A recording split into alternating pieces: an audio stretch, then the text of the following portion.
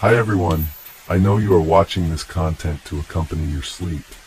So before we start, I want to know where you are watching from and what time you are watching. Also, don't forget to like, comment, and subscribe. Let's jump straight into the story. On October 1st, 1993, 12-year-old Polly Petaluma invited two friends for a sleepover. The evening proceeded smoothly until Polly's mother, Eva, was abruptly awoken by intense screaming. She soon discovered that her daughter had been kidnapped by an unknown assailant. Hannah Kloss was born on January 3, 1981, in Fairfax, California. Her family comprised her father, Mark, her mother, Eva, and her younger sister, Annie. When she was very young, her parents separated. Following the separation, Polly and her sister went to live with their mother in Petaluma. Mark subsequently entered a new relationship, and Polly developed a positive relationship with his partner. This arrangement created a harmonious family dynamic, where Polly spent time with both parents without any issues. Polly is often described as a quiet and innocent child. Although she had friends, she was generally shy. However, she found confidence in theater. Polly participated actively in school plays and various musicals organized by her community. Frequently cast in lead roles, her primary aspiration was to become a successful actress in musical theater. Furthermore, Polly had a fondness for sleepovers. She enjoyed having friends over and visiting friends' homes for such gatherings, a regular activity within her social circle. On October 1st of that year, when she asked Eva if two friends, Jillian and Kate, could come over for a sleepover, her mother readily agreed. That afternoon, the friends arrived at Polly's house and spent the evening there quite contentedly initially. At around 9:45 p.m., Eva decided to go to bed due to a severe headache. Informing the girls of this decision and asking them not to hesitate waking her if necessary, she took 2 sleeping pills and fell into deep sleep shortly thereafter. It was past 11 p.m. when Eva was startled awake by the screams of her daughter's friends. Both girls informed her that a man had broken into the house and taken Polly. Eva immediately contacted the police and checked on her other, Annie, who appeared unaware of the commotion. When authorities arrived, they began questioning Polly's friends. The girls described that they had been in a room, engaged in activities like picking Halloween costumes and indulging in general playful behavior. At approximately 11 p.m., Polly suggested it was bedtime, and her friends agreed. She mentioned fetching an inflatable bed she'd prepared with her mom, so they could all sleep together. Upon opening the bedroom door, they were confronted by a man brandishing a knife. The man did not conceal his face with a mask. Initially, due to the proximity to Halloween, the girls mistook this for a prank and laughed. Realizing it wasn't a joke, they became frightened as the man grew angry at their laughter. He forced them into another room and tied their hands and feet. Inquiring who resided in the house, they all identified Polly as the inhabitant. The intruder then removed pillowcases from nearby pillows, placed them over Jillian and Kate's heads, instructing them to count to 1,000. He assured them he was taking Polly for a brief period, but would bring her back soon. After determining that their captor had left, Jillian and Kate attempted to free themselves. This effort lasted around 30 minutes. Once free, they rushed to inform Eva about Polly's abduction. They relayed this entire sequence to the police and provided a detailed description of the suspect, since he didn't hide his face. This enabled officers to create a sketch of the individual for immediate investigation. Evidence at Polly's residence was sparse. Footprints noted were from Polly, her family, and recent visitors only. However, fibers found on the carpet differed significantly from those within Polly's home. These fibers were later identified as originating from automotive carpeting material. Police examined vehicles associated with individuals known to be at the house recently, yet found no match with these fibers, leading them to conclude that they belonged to the kidnapper's vehicle. A palm print was also discovered, but couldn't be thoroughly analyzed due to technological limitations at that time. This detailed account provided critical insight for law enforcement's pursuit of justice in identifying and apprehending Polly's abductor. Back in 1993, advancements in fingerprinting, DNA analysis, and other forensic techniques were not what they are today. As a result, the found palm print with any database was not feasible at that time. However, the print was preserved for future comparisons with potential suspects. In Polly's room, another piece of evidence, a fabric that seemed to be silk, was discovered. It looked like it had been cut scissors from a garment and had a distinctive patterns gained. Police believed this could aid them in future investigations. Additionally, a hair belonging to an unknown individual was found. Although DNA analysis techniques existed then, they were not yet developed enough to be effectively utilized. The search for Polly became one of the largest searches conducted in the United States up to that point. Around 4,000 volunteers joined the efforts, combing through neighborhoods near her home, vacant lots, and large estates in the vicinity. Police attempted to identify drivers who resembled a sketch of the suspect, but were unsuccessful. Officers aimed to find Polly within 24 hours of her disappearance, because finding her alive would become increasingly difficult after that period. The FBI was involved to assist with the investigation, launching their efforts to locate her as quickly as possible. Despite their best efforts, days went by, and hope of finding Polly alive started to wane. Police questioned neighbors about any unusual activity on the night Polly was abducted. Several neighbors reported seeing an odd man wandering around the area, but they did not suspect he would kidnap someone from a neighbor's house, and thus did not alert emergency services. When police shared a sketch, based on descriptions from Polly's friends with these neighbors, they all confirmed having seen the man. Officers also spoke with all the teachers and staff at Polly's school. They aimed to find out if anyone knew the man, or had any information regarding Polly's disappearance. Alas, no one had any knowledge, and everyone had an alibi for the relevant time period. None of the school staff matched either the sketch or the description provided. The police even compared fibers found in Polly's house with car mats from teachers' and staff members' cars, but none were a match. As days turned into weeks, the desperation of Polly's family, authorities, and the public increased. There was a growing fear that the man who kidnapped Polly posed a significant threat to society. This added more pressure on the police to resolve the case swiftly. A reward of $200,000 was offered for information leading to Polly's whereabouts, sponsored by actress Winona Ryder, who held a press conference urging for Polly's safe return. The Polly Klaas case had another peculiarity. In 1993, internet use wasn't widespread nor utilized by law enforcement for search operations or information dissemination.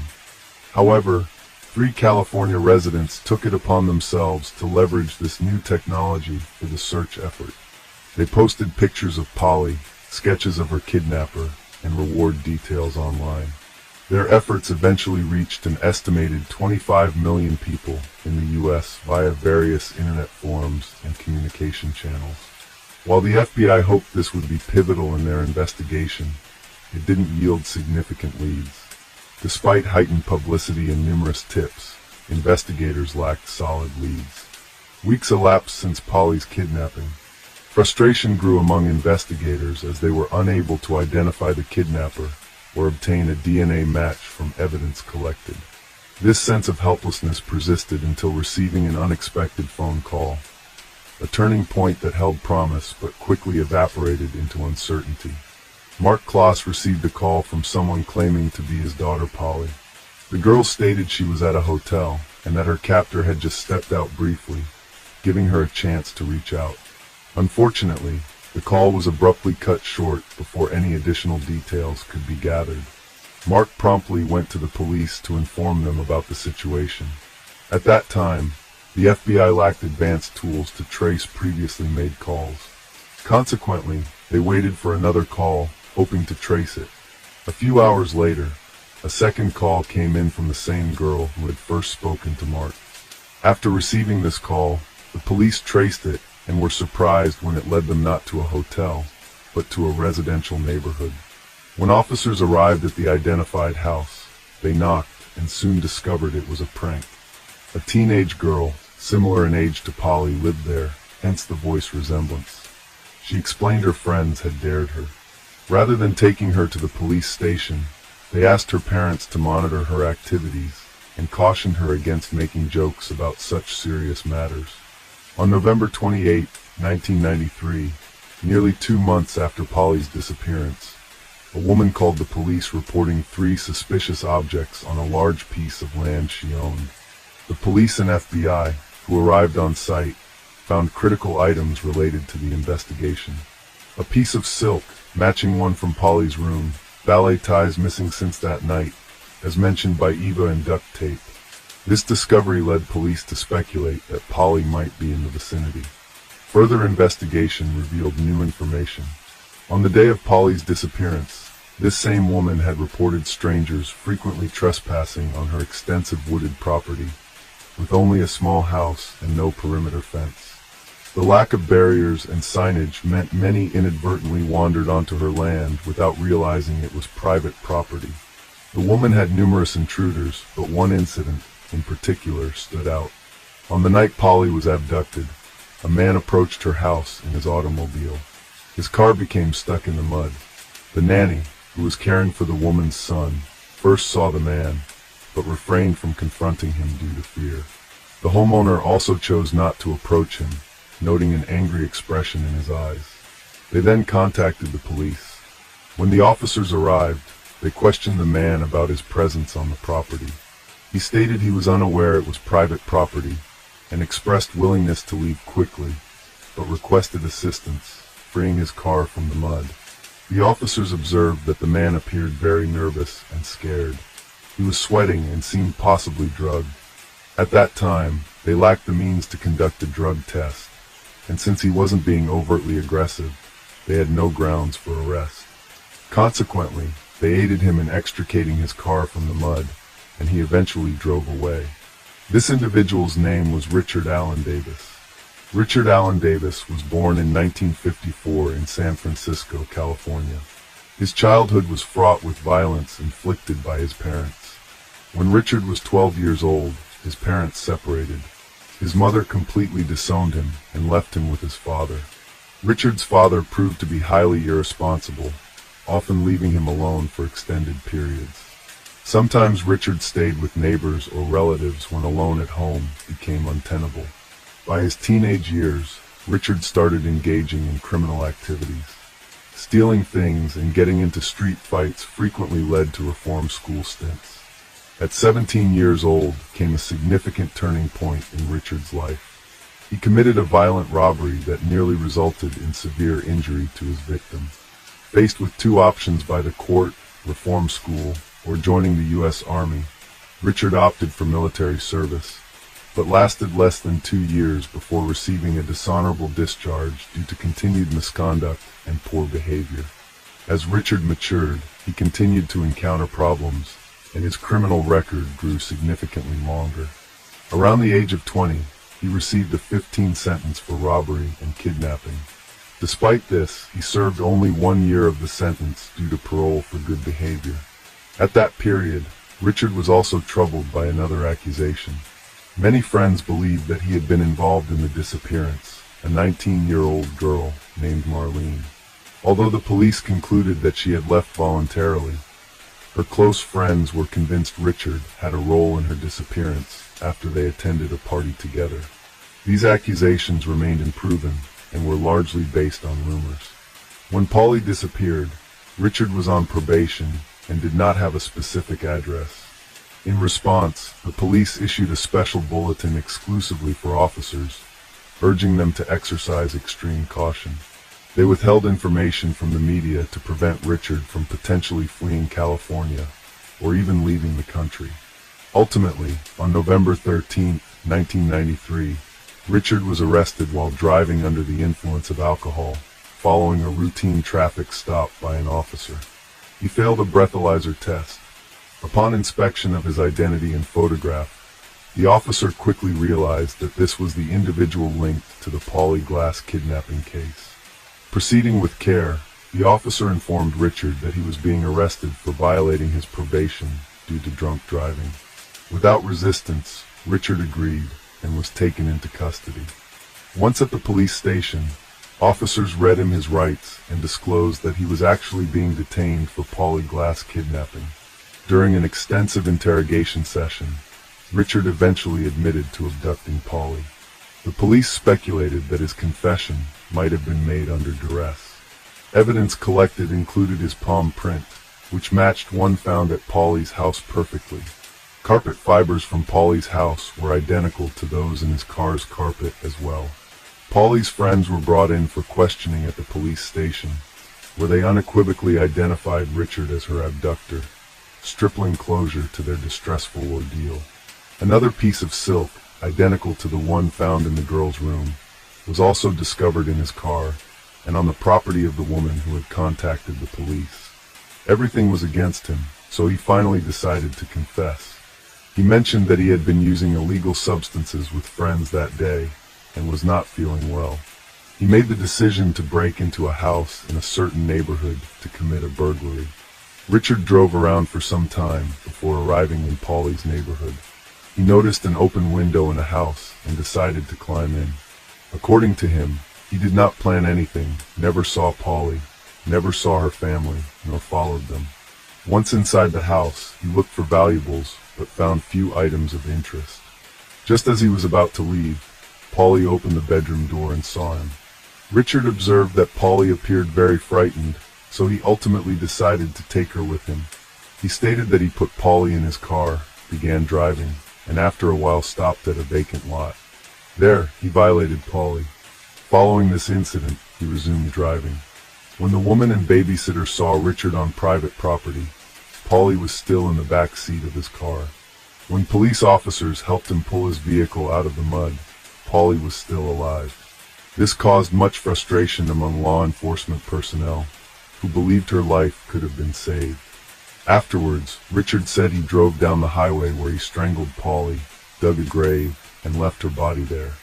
On December 4, 1993, Richard informed police about the precise location of the grave where they began their search efforts. 2 months and 3 days after her kidnapping, Polly Klaas's body was located on the side of a highway in a grave dug by Richard himself. Forensic examination revealed little additional information. It confirmed that strangulation was indeed the cause of death, as stated by Richard. Further details could not be determined with precision. However, it is understood that her death occurred roughly around the time she disappeared. Given all the evidence, the man was put on trial for kidnapping, murder, and rape of Polly Klaas. During the trial, Richard had a chance to speak. He not only apologized to the family, but also made a serious accusation against Polly's father, claiming he abused her. Richard stated that she said to him, this caused Polly's father to yell and almost stand up to hit him, though he was restrained by others. The defendant's words shocked everyone present, not just because of his accusation and lack of genuine apology, but also because no one believed Polly's father had done such things. Although it wasn't proven, Polly's former partner even defended him. On June 18, 1996, Richard was found guilty of Polly Klaas kidnapping and murder. In August of that year, he received a death sentence. He attempted to challenge this but failed. Then in 2006, after overdosing on pills in his cell, he was found unconscious, but revived and sent back to prison. In 2009, his lawyer tried appealing his conviction to the Supreme Court, but was unsuccessful. The Supreme Court confirmed that he should be executed. Richard's attorney mentioned plans for further appeals. As a result of these continued appeals, Richard has remained on death row for several years without being executed. There is hope that once all appeals are exhausted within the next few years, the execution will proceed as planned. Hello friends, welcome to my channel. Today we're going to take a look at another horrible case, the case of Brett Ryan. Brett grew up in a prosperous and large Canadian family. His parents, Bill and Susan, had 4 sons. Brett's parents tried to teach him through their own actions. His father held a prestigious job at the Toronto Star Daily newspaper and had various hobbies like sports, yoga, and psychology. Likewise, Susan was very hardworking. Their entire household rested on her shoulders. She not only devoted time to her husband and children, but also managed the huge house in Toronto's prestigious area. without any help from gardeners or craftsmen. Just like his older brothers, Brett went to university after high school. He always aimed to be better than his siblings, so he advertised painting services in a local newspaper for Toronto residents' houses and fences. Initially, things went well. He made his first earnings, and Susan was proud of him, often using him as an example for others. However, making money as a part-time job is one thing. Dropping out of university to spend all your time inhaling paint fumes without proper education is another matter altogether. After some time in university, Brett decided to drop out. For the first couple of years after this decision, Brett still felt confident compared to his older brothers. After a while, when Christopher and Leland graduated and found jobs in their fields, Brett's authority began to fade. Christopher started working for the City of Toronto Transit Commission, and Leland the family artist and designer. Following their studies, they moved out of their parents' home. Brett, to avoid spending part of his earnings on rent, stayed with his father, mother, and younger brother who attended a school for gifted children. With each passing year, Brett grew more desperate due to his mounting debts and his inability to pay them off. He developed depression. By 2007, when Brett was already 26 years old, his debt had ballooned past $60,000. Although Brett was considered an intelligent individual, he didn't know how to effectively use his mind. He always put on a cheerful face and helped everyone around him. He was a participant in volunteer initiatives. Consequently, no one could fathom the depth of despair within him. Eventually, a fateful moment arrived when nothing could be done. On October 28, 2007, Brett had no work orders for house painting or any other tasks around the house. Orders were always scarce in the fall, since everyone typically painted their houses in spring or summer. With winter approaching and no prospects for earnings, there was no time to wait. Brett donned all the old clothes he had in his closet, a hat, a long sweater from his older brother, and a scarf knitted by his mother. This particular scarf was comically long. Brett hadn't worn it before, but now found it useful. He wrapped it around his face, leaving only a narrow slit for his eyes, and headed for the bank located on the outskirts of his neighborhood. Clutching some thick folder, Brett waited for his turn at the bank. When an employee finally summoned him, he approached her and quietly informed her that he had a gun with him. He instructed her to take all the money out of the bank's cash register and give it to him. The girl, shaken with trembling hands, handed him all the cash from the register. Brett then quietly exited the building to avoid drawing the attention of the guards. Once outside, he ran. Upon counting the stolen money, he realized it amounted to just over $1,000. This sum was far from sufficient to clear his debts.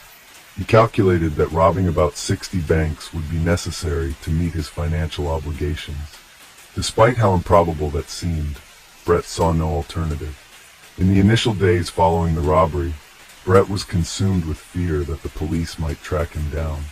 To avoid detection, he refrained from going home and informed his mother that he had a job in a neighboring town. Instead, he spent nights in his car, cautiously approaching his house periodically to check if any police cars were hidden nearby. Each visit confirmed silence and no signs of pursuit. This reassured Brett that his plan was working. The success of the first robbery led to more. A second, a third, and a fourth. Each time, Brett took precautions to change his appearance by wearing different clothes, purchased secondhand, or even retrieved from trash and burning them afterward. He also invested in a fake beard from a costume store, since bank employees always mentioned his beard in their testimonies.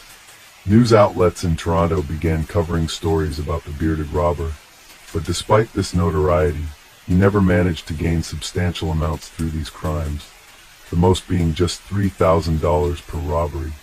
Brett's hit a snag when police identified his vehicle on surveillance cameras and traced it back to his residence.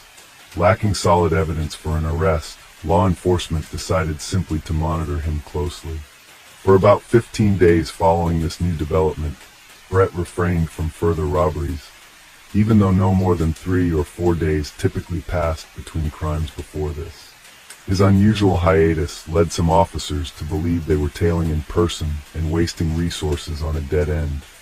But then fortune turned in favor of law enforcement.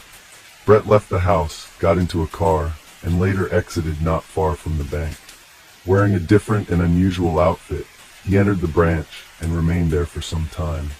Upon leaving, he was immediately apprehended by the police, who announced that the much-discussed bearded robber had finally been caught.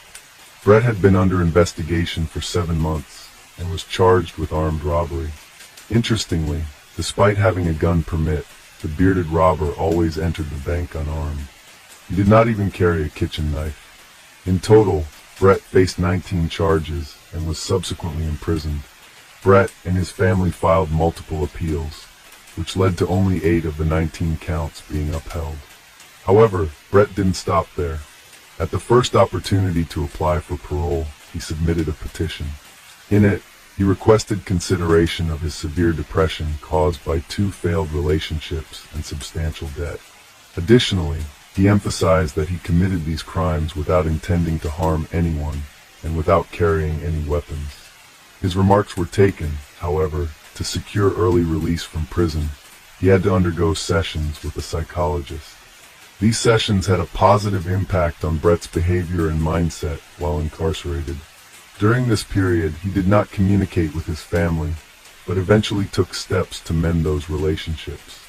The positive changes in Brett were recognized by the commissioners overseeing his case. Consequently, on November 24, 2010, Brett was released from prison. Nonetheless, this hard-won freedom turned out to be more challenging than anticipated. Before becoming known as Brett the Bank Robber, he was simply a painter burdened with personal struggles. Post-incarceration life proved difficult. Few companies were willing to hire an ex-convict with such a tainted background. Even when hired for house painting services, clients would cancel upon recognizing him as the infamous bearded robber. The social repercussions extended to his family as well. Neighbors who once praised Susan's garden began spreading unpleasant rumors about them. The Ryan family decided to sell their house hastily and moved to Scarborough, where Susan started cultivating her new garden afresh. Despite these challenges, Brett managed to find employment at a trading company. However, his salary was modest.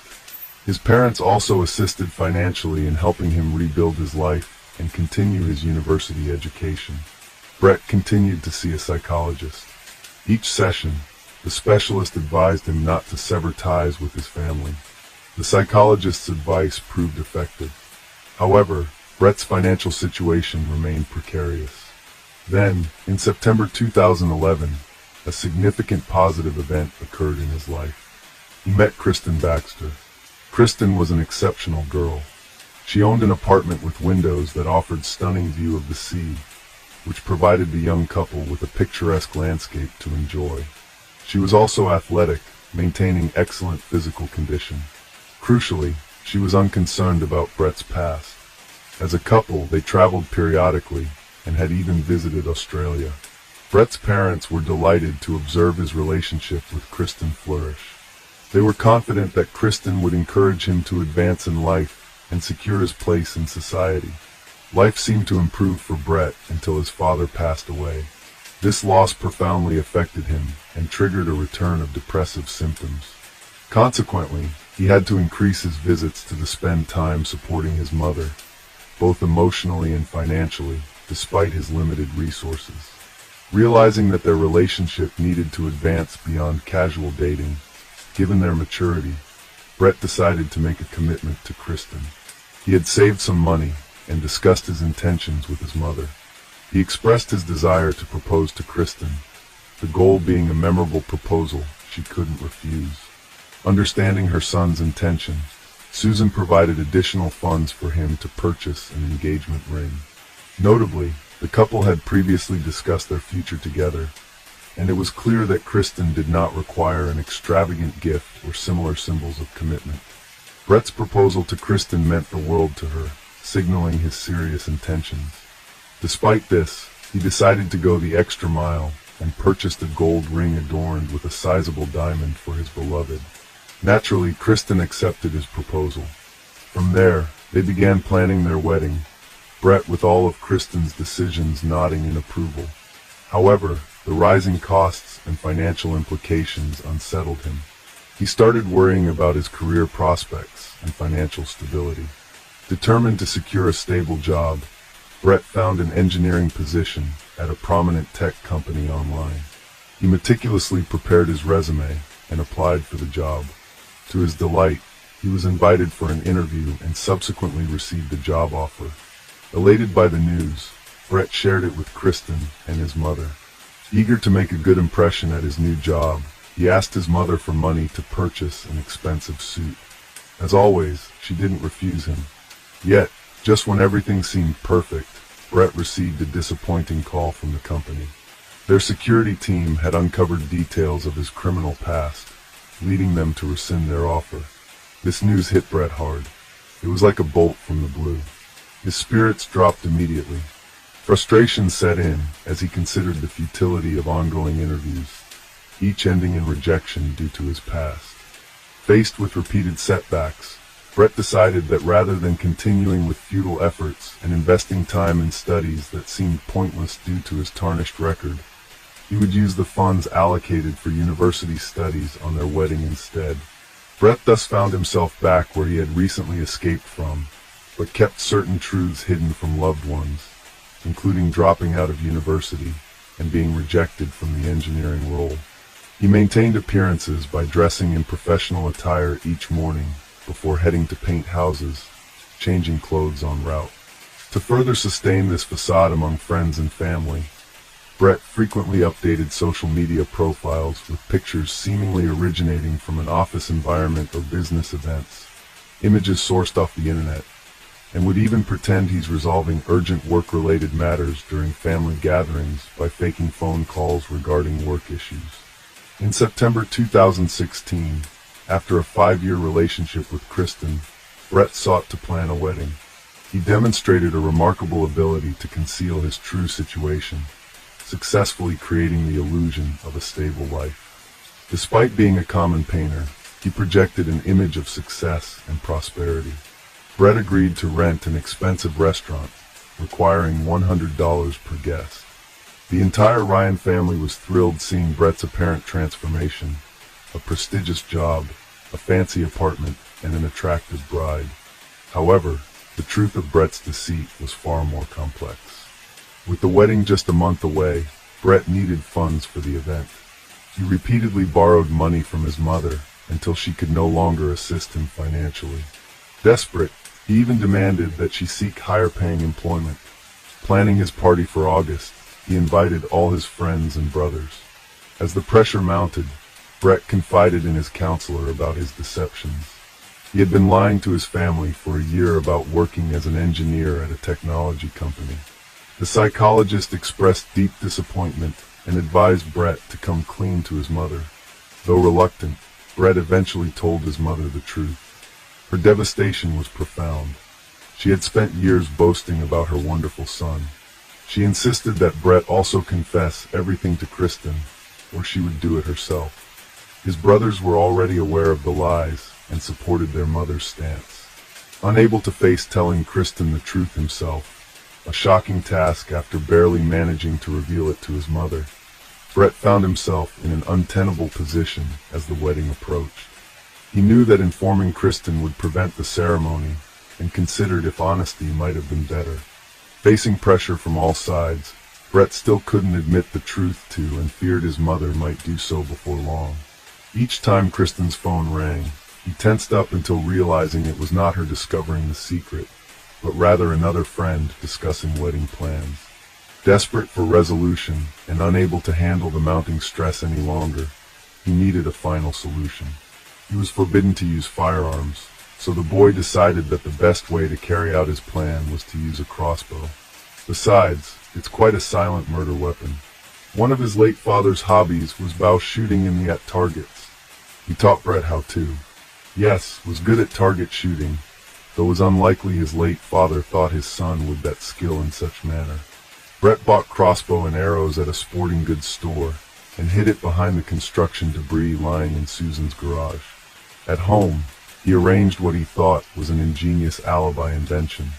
He tied a spoon to a fan and set the fan on a timer. When the timer went off, the fan turned on and the spoon moved across the computer keyboard, sending pre-prepared comments to YouTube. From an outsider's perspective, it must have seemed like Brett had spent all day at home watching videos and commenting on them. On the morning of August 25th, Brett, dressed in strange clothes that hid his face, left the house through the back door to avoid security cameras, and took a train to his parents' house. His aim was to eliminate anyone who might disrupt his and Kristen's well-being once and for all. Susan was very surprised at her son's unexpected arrival. She had not been feeling well that day, but Brett, despite his mother's condition, began once again to persuade her and even demand that she not tell his future wife anything. The mother categorically refused him. Then Brett began to get angry. Susan sensed something wrong seeing her son's mad eyes, and warned him that she had already called Christopher, and he was on his way. Brett went berserk. He ran to the garage to get a crossbow, but found that his anger and adrenaline overflowed him with such force that he couldn't even make a shot. Instead, he bludgeoned his mother with the butt of the gun, and finally ensured she was dead by tightening a rope around her neck.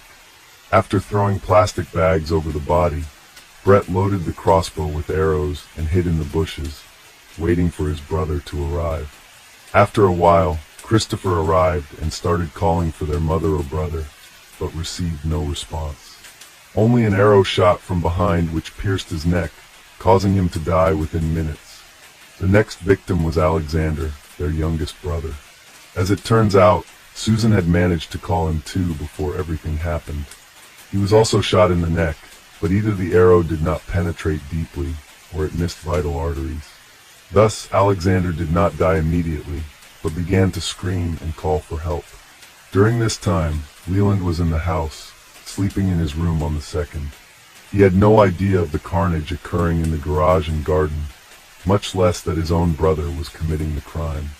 Leland's sleep was disturbed by a scream. Coming downstairs, he saw Brett trying to strangle Alexander. A fight broke out between Leland and Brett. As soon as Leland gained the upper hand and managed to push Brett aside, he ran to the neighbors and called the police. Brett stayed in the house. He had nowhere to run. He realized this was the moment he had completely ruined his life. With nothing else to do, he took out his phone and wrote Kristen asking her to forgive him. When the police arrived at the crime scene, they saw a bloody Brett sitting next to his equally bloody but still alive brother Alexander, who would later die in the hospital. Brett himself asked the policeman to handcuff him and take him to the station, where he confessed everything. Brett also informed them that his mother's body was hidden under packages in the garage, but it was impossible to help her. At both the police station and later at trial, Brett admitted that he did not intend to kill Susan. His plan was merely to scare her. However, he did plan to kill Christopher and Alexander that day since they were witnesses, and if they hadn't arrived, they would still be alive. Almost 10 years ago, he tried justifying everything with his depressive state, but it did not soften his sentence. Despite acknowledging that Brett confessed everything on his own accord and did not hinder the investigation in any way, the judge sentenced him to 3 life terms, one for each murder, with parole eligibility in 2041. As for Leland, he is not speaking to reporters, but is known throughout Toronto as the sole survivor of that dreadful incident. Hello friends, welcome to our channel. Today we're going to take a look at another horrible case with you, the case of Liga Skroman. India is the only country in the world where cultural and religious traditions have not been interrupted since ancient times, which is probably why it attracts tourists from all over the planet. But in our story, we will look at India like a coin that has a different image on each side. On April 20th, 2018, at dawn, 2 young men went fishing down the river toward a mangrove forest. They took a long boat ride downstream until they reached a remote and quiet place. One of them jumped into the water to tie up the boat, but his attention was distracted by a pungent, acrid odor that was very close by. They went ashore and followed the odor. Curiosity led them to a find. There was something that looked like a human body hanging on a tree branch and a skull lying nearby. The guys abandoned the boat and rushed to the nearest village to report the terrible find. A team of investigators, forensic experts, and police officers urgently arrived on the spot. The experts confirmed that the suspended body was indeed human. It was obvious that it had been hanging for a long time and had already begun to decompose. The flesh on the arms and legs had torn off, and the skull was found nearby.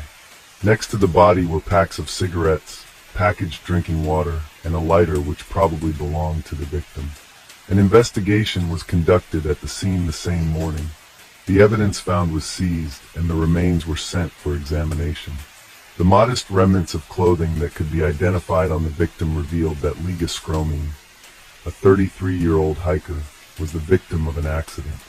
But who is Liga Scromine, and what happened to her on the riverbank? Liga Scromine was born in Latvia in 1986. She grew up in a large and friendly family, had an older brother and a younger sister. The sisters were very friendly, and from childhood shared all joys and hardships with each other. Growing up, Liga moved to Ireland, but always maintained close relations with her family. It was in Ireland that she met Andrew Jordan. It was not love at first sight, as the modest Liga had difficulty in communicating with new people. But after 5 years, Liga and Andrew turned into a married couple who made great plans for the future. Despite the fact that Liga worked in a hotel and led a modest lifestyle, she dreamed of opening her own center of yogic retreats in Portugal. Andrew supported his beloved's idea, and together they saved money for 4 years to fulfill their dream. But fate had other plans. In early 2018, Liga was experiencing the effects of an aggravated skin disease that was causing physical and mental discomfort. To help her sister overcome this ailment and restore her emotional state, her sister Ilse invited Liga on a trip. So in February 2018, Liga and Ilse traveled to Tiruvananthapuram, the capital of Kerala, so that Liga could receive Ayurvedic treatment for depression. Kovalam is the premier Ayurvedic resort of Kerala in India. Kovalam, which means grove of coconut palms in Hindi, is a small village offering everything you need for a comfortable and complete rest and treatment. Ayurveda is the medical knowledge which originated more than 5,000 years ago. Ayurveda is based on the universal laws of nature, on the unity of all things in this world. Ayurvedic programs help a person to restore balance and harmony in the body. Panchakarma is the best Ayurvedic program for modern man in Kerala. Panchakarma helps to reboot the body effectively. Most of those who have undergone the Panchakarma course in Kerala repeat it annually, and it is not without reason, as regular Panchakarma not only allows us to get rid of extra pounds, but also adds a couple of decades of healthy life. Since 1985, Ayurveda has been recognized by the World Health Organization as the most effective system of alternative medicine in the world. Let us emphasize that all the promised benefits of Ayurveda are only an alternative, not a panacea for healthy longevity. The 33-year-old Liga and her sister came to Kerala in search of spiritual enlightenment, hoping to be cured of depression in one of the Ayurveda centers. Their treatment tour was scheduled for 6 weeks and included yoga classes, meditation, therapeutic herbal drinks, and nutritional and massage recommendations. The sisters were treated together at an Ayurvedic clinic at Kovalam in Kerala and have already completed their course. On the morning of March 14th, Liga refused to go to yoga class with her sister, explaining that she had a headache. When Ella returned to her room, Liga was not there. With the help of the hotel staff, Liga was able to find out that her sister left the hotel around 11:30 a.m., wearing leggings and a yoga t-shirt, hired an auto rickshaw, and went to Kovalam Beach for a walk. The beaches around Kovalam are popular destinations for both domestic and international travelers. The sandy beaches of Kovalam are always crowded. However, Liga could not be found there. Liga wandered the beach until late at night, showing her sister's picture, but never heard the long-awaited response that someone had seen her. This was actually strange, as Liga was a tall white girl who definitely stood out, and if she was actually on the beach, someone should have seen her. After searching unsuccessfully, Ella went to the police station to report her sister missing. However, The Indian police officers did not show any sympathy for the missing foreign tourist. On the contrary, they complacently asserted that they would surely find the girl who had strayed, or that she would surely return the next day. They were not even deterred by the fact that Liga, according to her sister, had psychological problems and could be an easy target for criminals. The police registered a case, but the investigation started coldly, or rather, it is more correct to say, did not start at all. Liga had traveled extensively in Kerala, visiting Kollam, Varkala, and finally came to Kovalam. She considered herself a very experienced traveler in India, and this time, she took her sister with her to show her the India she loved so much. But the trip turned tragic. After a few days of inaction by the Indian police, Liga started searching on her own. She enlisted the help of friends, and also reported Liga missing to her husband, Andrew, who flew urgently to India. The police investigation intensified after the missing person's husband, Andrew Jordan, and Liga contacted the local press and started an online campaign to find her.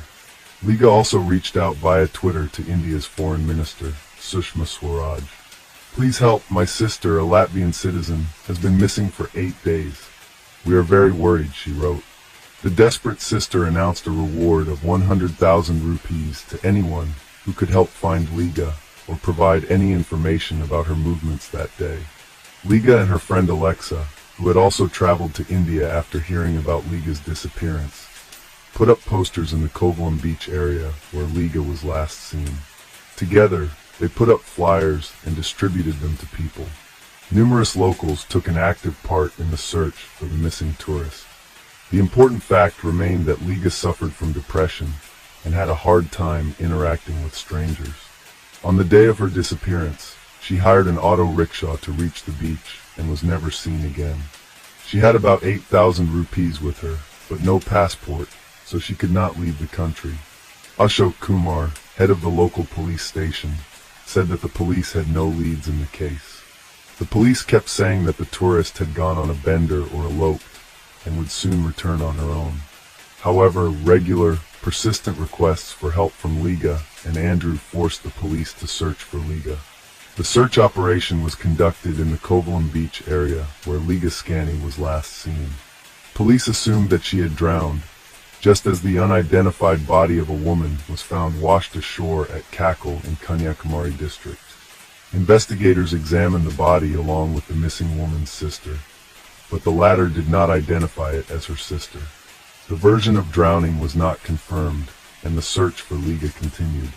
Andrew, on the other hand, was convinced that his wife had been kidnapped by local gangs for the purpose of selling her. He tried to infiltrate these gangs to get more information, but was exposed and warned that repeated contact with the gangs would result in him having to leave the country. A month after Liga went missing, there were still no leads to help find the girl. Liga continued to look for her sister. She visited Kovalam beach every day and watched people.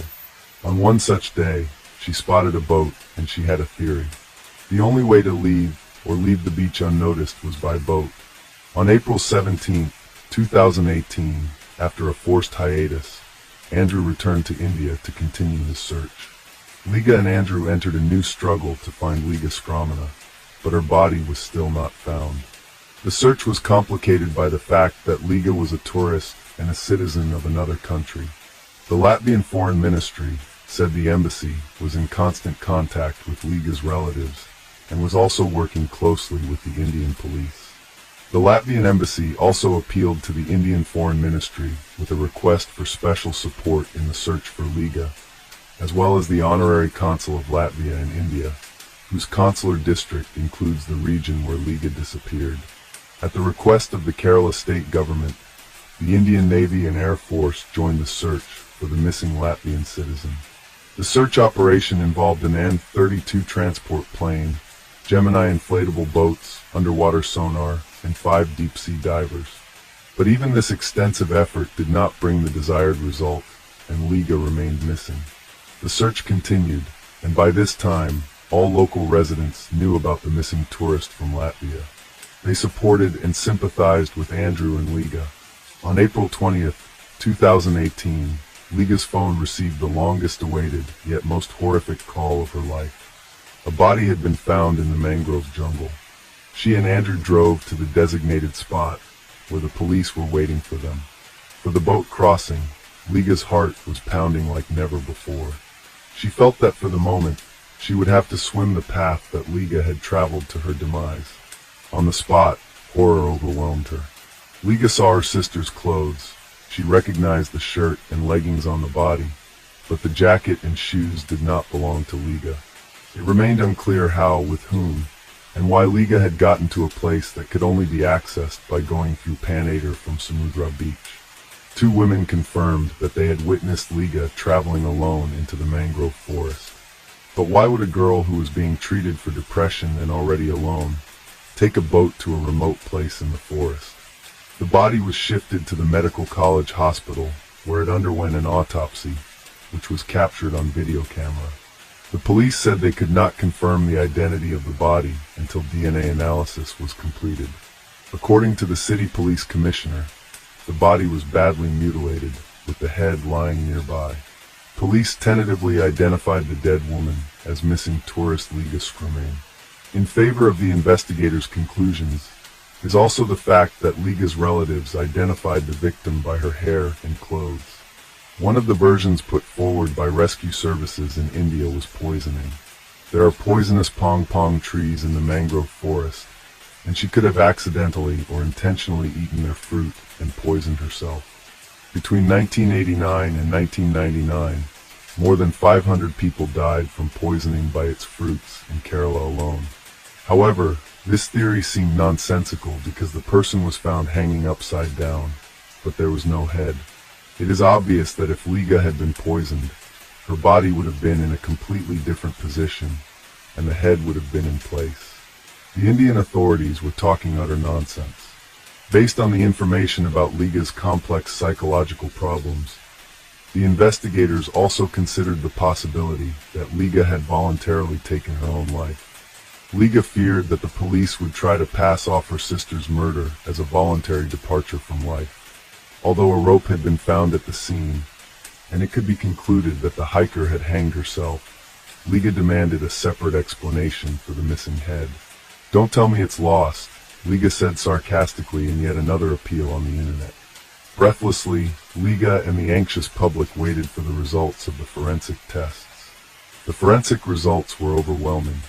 The report stated that there were areas of blood pooling in part of Liga Scrumain's brain, as well as bruising in the neck area.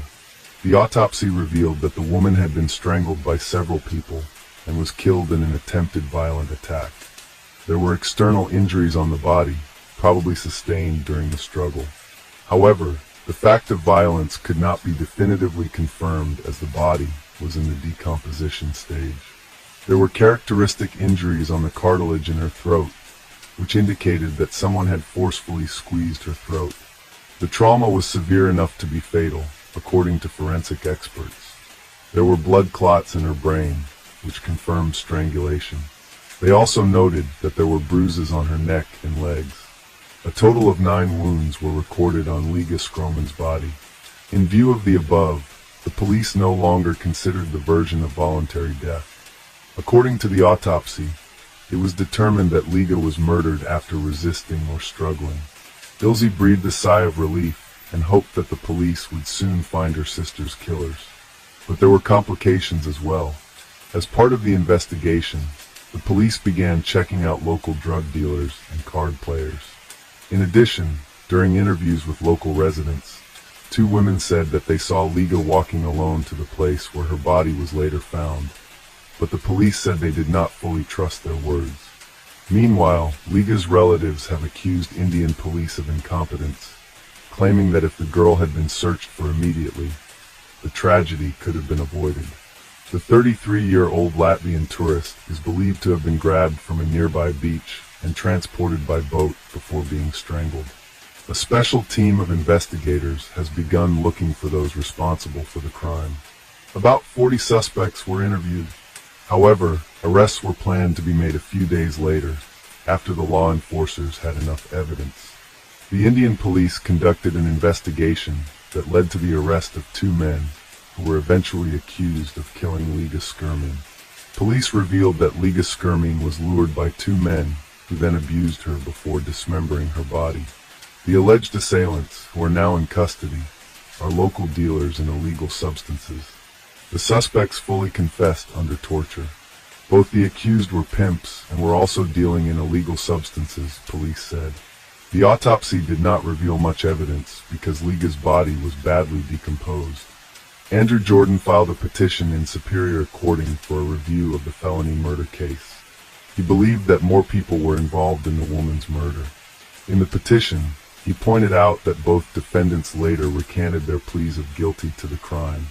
According to Jordan, the men may have confessed because they were tortured, which as it turns out, is a common practice in India.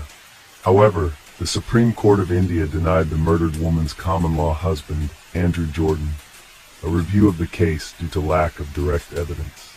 The trial was postponed for 2 months, but Andrew was outraged by this attitude of the authorities. He had earlier accused the Kerala authorities and police of incompetence and attempts to cover up Liga's murder so as not to scare away tourists. Both the suspects' lawyers asked for and got a postponement by law. They have the right to postpone the case once without giving any reason. The more they postponed, the more he was convinced the case was unclean. However, both suspects were in custody. Investigation revealed that 32-year-old Amesh and 28-year-old Ajakumar offered Liga Scani weed, and when she was drugged, they used it and then strangled and decapitated her. It is noted that the two men apprehended for the murder of Liga Scram had previously committed similar crimes on numerous occasions. Both of them worked for their spare time. Umesh and Ajan have been charged with destruction of evidence, murder, poisoning, kidnapping, and rape. The place where Liga's corpse was found had earlier served as a pleasure ground for Umesh. He used to take men there.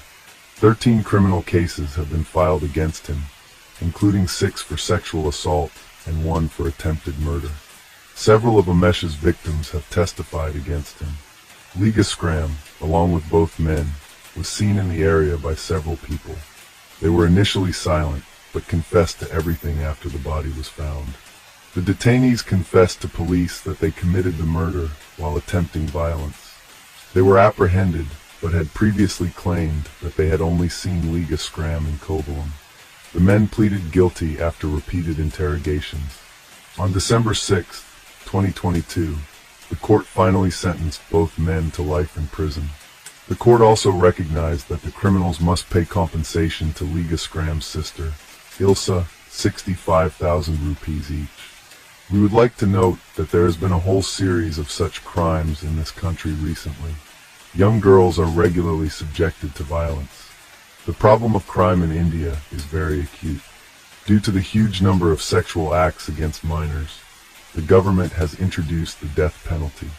It is also worth noting that if the relatives, and primarily Liga's sister, had not been persistent, had they not involved the press by organizing a press conference and an influential MP, it is obvious that the local police would hardly have seriously investigated the case.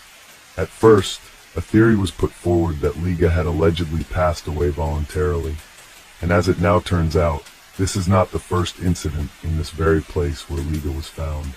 After this story, I would like to warn once again, all women who are frivolous about the dangers of traveling alone in India.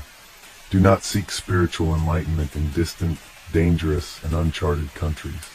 Take care of yourself. March 14, 2003. The Hobbit Pub, Southampton, England. On that evening, everyone at this pub was chilling out. Among them were a girl named Hannah Foster and her friend. Both of them were having a great time there, and when they felt it was getting late, both friends left the pub by 10:50 p.m. Now, since it was quite late at night, Hannah Foster's friend caught a bus from a road named Portswood and headed home. On the other hand, Hannah started walking home because her house was just 800 meters away, roughly 0.5 miles. 3 people lived in Hannah's house: her father Trevor Foster, her mother Hilary Foster, and her younger sister Sarah. The Fosters were early sleepers and early risers, so they usually went to bed early. They assumed that their daughter would come home, eat, and then go to bed on her own. However, When Hannah's mother woke up at 5 o'clock in the morning, she couldn't find Hannah anywhere in the house. Normally, it wouldn't take Hannah more than half an hour to come home, but now several hours had passed. Therefore, Hannah's mother, Hillary, called her daughter, but Hannah wasn't answering any calls. After this, gradually, Hannah's father and younger sister also come to know about her. Following this, Hannah's father, Trevor Foster, calls the girl with whom Hannah went to the Hobbit pub the previous night, but she tells the same story that I've already told you. After this, Hannah's family also tries to find her themselves, but by now it was already 10:30 in the morning. So Hannah's father starts to worry a lot about his daughter. Because of this, he goes to the Southampton police station and files a missing complaint for him. Now the police start investigating the missing person case from their side and first trace her phone. Well, the good thing was that Hannah's phone was active, and the police traced the phone through the mobile towers. Naturally, the location of Hannah's phone was showing approximately 20 to 25 miles away from her home. Now the police reached there within an hour. Where the police found Hannah's phone was the city's recycling center, and along with the phone, they also found Hannah's bag there, but Hannah was not found. On March 15th, Hannah is also extensively searched for, but her whereabouts are not found. As they continue the search, March 16th arrives, and Southampton police receive a call from an anonymous man from the outskirts of the city. He informs them that he has just seen a girl's body in the bushes. A police team is dispatched to the location provided by the man. Since the previous day, the police have been searching for Hannah Foster, and they also had her picture. Therefore, the police first compare Hannah's picture with the discovered dead body, and they believe it to be Hannah Foster's. Subsequently, Hannah's family is also summoned, and upon seeing a member of their family in this condition, they become quite emotional. Nonetheless, the body is then sent for post-mortem. The police have to wait for several hours for it. However, when the post-mortem report arrives, it states that Hannah was first ripped and then murdered by strangulation. However, some traces of the killer's semen were found on Hannah's clothes, and this made the police believe that the case would be solved soon, because DNA would be extracted from the semen and matched with the database to find the killer. But the police's imagination proved wrong when the DNA sample of the killer was not found in their database. Anyway, here the police, losing hope, check Hannah's call details, which leads the investigators to take another step toward solving this case. Actually, Hannah had last called the emergency number 999 from her phone, and the operator had answered the call. The call lasted for 50 seconds. After that, the police reach the operator and collect Hannah's call recording from there. In addition, the operator said, when investigators enhanced the recording of Hannah's call, they realize that she is sitting in a moving vehicle. Additionally, there is another faint voice with a South Asian accent. The man asks Hannah questions while she sits quietly, appearing scared and intimidated. After obtaining the call recording, the investigating team accelerates progress in Hannah Foster's murder case. Now, the police also check all the CCTV cameras in the area where Hannah's friend last bid her farewell and caught a bus. After scrutinizing several CCTV footages from that road, the police eventually narrowed down to 7 suspect vehicles. On the other hand, Hannah's parents are eager to see their daughter's killer brought to justice swiftly. They now also discuss these 7 vehicles in public. In the meantime, on March 26th, Hannah's parents talked to people through a local crime TV show called Crime Watch about those cars. As a result, it emerged that one of the 7 suspect vehicles shown on TV was a van belonging to their company, Hazelwood Foods. The supervisor, James Dennis, called in and said that the driver of this van does not have his own vehicle, so he also uses this van to come and go from his home. Furthermore, that night, the driver had gone to deliver on this road. The time and location of the van were exactly where Hannah had started to walk home alone. After that, the police get a good lead for the first time in this case, but the man driving the van was named Maninder Pal Singh Kohli. Upon speaking to the company supervisor, it was found that on the morning of March 15th, Maninder Pal came to work, but there were some marks on his face, whereas there were no marks on his face the previous day, that is, on the 14th. Additionally, on March 15th, Maninder only worked half a day, and then took half a day off citing a back pain reason. However, it was only later discovered by the police that Maninder hadn't returned to work since that day. Now, hearing the whole story, investigating officers along with forensic experts arrived at Hazelwood Company. Subsequently, the van driven by Maninder was thoroughly examined by forensic experts, and some traces of semen and blood were found in his vehicle as well.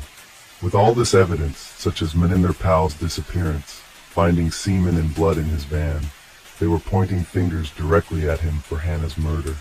However, apart from this, the police once again scrutinized Maninder Pal's van through CCTV cameras, and it becomes clear from the CCTV footage that Maninder Pal had taken his van to the recycling center on the night of March 14th, and where Hannah's body was found, his van had also passed through that road.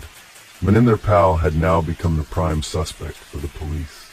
Therefore, the police now embark on the search for Maninder Pal, and first they go to his home address, obtained from the sandwich company where he used to work. There, Maninder Pal's wife and 2 children used to live, and his wife was a citizen of the UK. But upon reaching there, the police learn something that completely changes the course of the case. In fact, Maninder's wife reveals that he had actually left for India on March 18th, because Maninder's mother was very ill. After learning this, it was imperative for the Southampton police to apprehend Maninder Pal in the Hannah Foster murder case, but it was equally challenging. And then, amidst all this, when a blood sample is taken from one Maninder Pal's sons, and the DNA is extracted from it, it matches the DNA found on Hannah's clothes and inside Maninder Pal's van. Now, because a son inherits about half of his father's genes, therefore, the DNA of both the father and son is approximately 99.99% identical. It had already been confirmed that Maninder Pal was indeed the real culprit. After that, the police from England contacts India through the government. Now, since Maninder Pal's ancestral home was in the city of Chandigarh in India, assistance is sought from the police there. Subsequently, the Chandigarh police obtain the address of Maninder's house and reach there. Here, the police find out that Maninder Pal had come to meet his mother a few days ago, but after staying there for 3 to 4 days, he left. Since then, he has not contacted his home. The police also learn another piece of information from Maninder Pal's family at home, that when he was in England, he used to wear a turban and keep a beard. But when he came to India, he got a clean shave and also got his hair cut. Until now, Hannah's parents had also found out about their daughter's killer, and they were also waiting for him to be caught. But now the Chandigarh police was not giving this case much priority. By this time, the news of this case had not even appeared in the Indian media, so normal people didn't know much about it. As time passed slowly, there was not much progress in the investigation. A considerable amount of time had passed, so Hannah's parents took it upon themselves to catch the killer. Then, about 15 months after their daughter's death on July 10, 2004, they come to India. At this time, they were only in India for 10 days. After that, they come straight to Chandigarh and speak to the local media there, appealing to catch their daughter's killer, Maninder Pal. Apart from this, Hannah's parents had separate pictures of Maninder. In one photo, he had a beard and a turban, while in another photo, he had shaved his beard and cut his hair. It was easy to identify Maninder through these pictures. After this, Hannah's parents waited for a few days, but then they decided to go to Delhi because there are national and international media offices. After this step by Hannah's parents, the news of their daughter's murder spread throughout India within 24 hours. The headline of every newspaper and news channel became Hannah Foster and Maninder Pal. Here, Hannah's parents also arranged a free hotline so that anyone who knew about the murderer could call this number. The Southampton police here announced through a news agency called The Sun that they would give 5 million Indian rupees to the person who provides any information about Maninder Pal. By now, this news had spread like wildfire throughout India. Then, on July 15, 2004, a car driver residing in the city of Darjeeling in the state of West Bengal, India, called a retired police officer whom he knew. Now this police officer had already retired.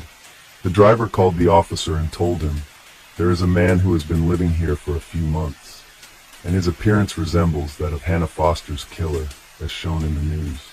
He started appearing here shortly after Hannah's murder." Upon hearing the driver's words, the retired officer immediately sets out to see this man. The officer remembered Maninder Pal's face because they were following this case through the news channel. Afterwards, when that driver showed the police officer the man, the officer was quite surprised. Then, he immediately contacted the local police, and the local police caught Maninder Pal in the bus going from Kalimpong town to Nepal. Here, the police find out that Maninder Pal was planning to flee to Nepal after seeing his news on TV channels and newspapers. Besides, the police also find out that Maninder Pal had changed his name to Mike Davis in West Bengal. In addition to Maninder, there was also a woman on the bus, and then it was revealed that Maninder had remarried after coming to India. Now, Maninder was arrested and brought to Delhi, and during the custody of a few days here, Maninder confessed to his crime. Then, he told the whole story of how he murdered Hannah that night. The story was something like this. Actually, on the night of March 14, 2003, Maninder was parked on that road drinking in his van where Hannah passed by. But when he saw Hannah, bad thoughts started coming to his mind. Afterwards, he forcibly kidnapped Hannah and placed her in the van. Although there, Hannah requested to be released from Maninder, but Maninder paid no heed to her requests. In the meantime, Hannah also called the emergency helpline number, but due to Maninder's presence, she couldn't say anything. This led the call operator to believe it might be a misdial. Later, Maninder takes Hannah to a deserted area and rapes her. However, after committing the crime, he realizes that if he lets Hannah go alive, she will go to the police and file a complaint. Therefore, Maninder strangles her to death.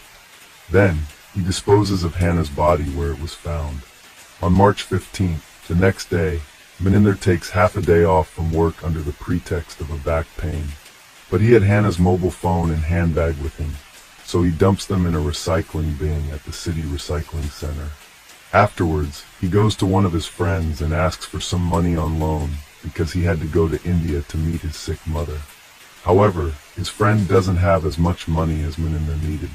Then Maninder comes back home and also tells his British wife that his mother is sick in India and he needs to go there and requires some money. Understanding Maninder's need, his wife talks to her father, and on March 17th, Maninder's father-in-law lends him some money. The very next day, Maninder catches a flight to India. However, the excuse of his mother being sick was just a pretext. In reality, Maninder had come to India to escape from the England police. Upon arriving in India, Maninder goes to Chandigarh, his ancestral home, meets his mother, but here he completely changes his appearance.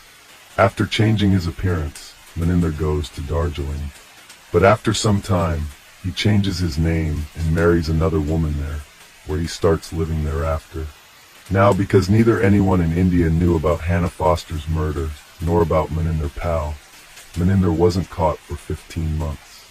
But then when Hannah's parents come to India, only then is Maninder caught.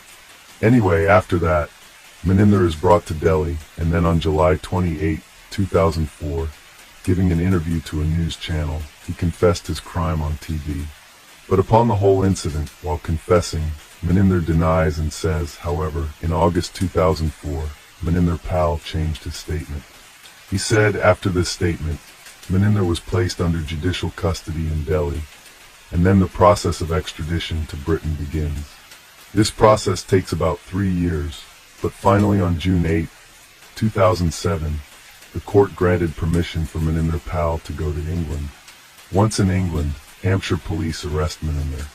Then Maninder's blood sample is taken, and it matches 100% with the DNA found from Hannah's clothes and semen obtained from the van.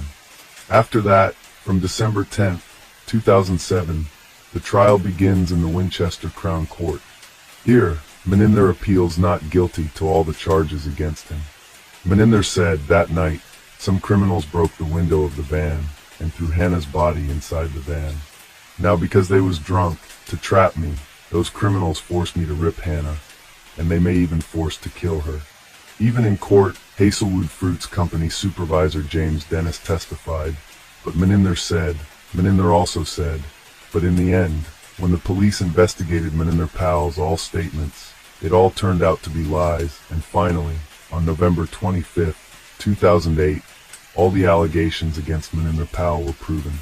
After that, he was sentenced to life imprisonment. Now, he will be imprisoned without parole for at least 24 years. At the time of sentencing, he was 41 years old, and he will remain in jail until 2030. Of the 5 million rupees reward offered for catching Meninder Powell, 367,000 rupees were given to the taxi driver, who first informed the police about Meninder Powell. With this, the money was divided among 12 other people, because besides the taxi driver Jason Lepcha, those people also played an important role in solving this case. However, Jason used that money to buy land, and then established a school for disadvantaged children on it, named the Hannah Memorial Academy in Foster's memory. Then in 2006, when Hannah's parents visited Darjeeling and learned about this, they were very pleased. When these people returned to England, Hannah's parents started a registered charity to help Jason along with other people. This now greatly helps Jason Lepcha's school. So friends, this was the complete story of the Hannah Foster murder case, the case of Shannon, Christian, and Christopher Newsom, the tragic end of 2 college students. Have you ever heard the saying that hesitation is akin to death? In our story today, this takes on a literal meaning, as the negligent delay by police officers cost the lives of 2 young people. During the subsequent legal proceedings, it was repeatedly stated that the officers followed protocol and waited 24 hours from the time of the missing persons report. However, it was during these critical hours that the couple endured a tragic end under extreme cruelty. The case of Shannon, Christian, and Christopher Newsom is cited as one of the most notorious and brutal in the history of the United States. It shook the nation twice, first in 2007 when the crimes occurred, and later in 2011 when the sentences handed down to the gang members were challenged and appealed. This complicated legal battle led to the enactment of 2 laws. These laws restrict attorneys and defendants from casting the victims in a negative light and abolish the requirement for a jury's unanimous verdict to be approved by a judge. In this harrowing tale, there were 2 innocent victims and 5 merciless criminals, with the motive for the heinous act being a simple robbery. Let's delve into the details of this tragedy, piece together the chronology of those horrific events, understand the role of each participant, and explore whether this tragedy could have been avoided and the young lives saved. Who were Shannon, Christian, and Christopher Newsom? Hugh Christopher Newsom Jr., commonly known as Chris, was born on September 21, 1983 in Knoxville, Tennessee to Mary and Hugh Newsom in a loving, large family. As the youngest child, he was adored by his family. Chris was athletic in his youth, particularly excelling in baseball during his school years. His coach believed he had a bright future in the sport, but a severe injury and a prolonged recovery process ended his promising athletic career. Nevertheless, Chris was a man of many talents. He was an excellent artist, played guitar, had woodworking skills, and was knowledgeable about cars and motorcycles. Dreaming of becoming a mechanic in his youth, Chris's passion for carpentry eventually took precedence. After high school, he attended the prestigious University of Tennessee, where he was a diligent student and ranked among the top of his class. Chamondale Christian was born on April 29, 1985 in the Cogdokes, Texas, the younger of 2 children to Dina and Gary Christian. She was raised alongside her older brother Chase, with whom she shared a close and affectionate bond. Notably, Dina had been diagnosed with infertility in her youth, and the birth of her 2 children was considered nothing short of miraculous. In 1997, the Christian family moved to Knoxville, Tennessee, where the children attended local schools, and the parents established a small but profitable family business. Dina conducted individual psychotherapy sessions at home. Shannon, sharing her mother's interest in psychology, was outgoing and kind-hearted. After high school, she She pursued a degree in sociology at the University of Tennessee and worked part-time to save for her dream of buying a car. Her parents and brother helped her realize this dream on her 21st birthday, contributing towards the purchase of a silver Toyota 4Runner. It was on the university campus in 2006 that Christopher and Shannon met through mutual friends. She was just 21, and he was about to turn 23. It was love at first sight, and the couple became inseparable. Within a month, Chris introduced Shannon to his parents, expressing his desire to spend his future with her. Shannon reciprocated by introducing Chris to her family, who warmly welcomed him. In October 2006, a significant family dinner was held, attended by both their parents and siblings. Discussions revolved around the young couple's deep feelings and their plans to marry after graduating from university. Everyone was happy and full of hope for the future, blissfully unaware of the tragedy that would soon befall their families. Vanished on the way to a party on January 6, 2007, Shannon Christian and Christopher Newsom were invited to a birthday party of a mutual friend. That Saturday, Shannon visited a beauty salon to prepare for the celebration, parking her car in a nearby underground garage where they planned to meet. However, Chris was delayed, leading to a slight argument between them as they were running late for the event. Their friends became increasingly worried when Shannon and Chris did not show up at the party.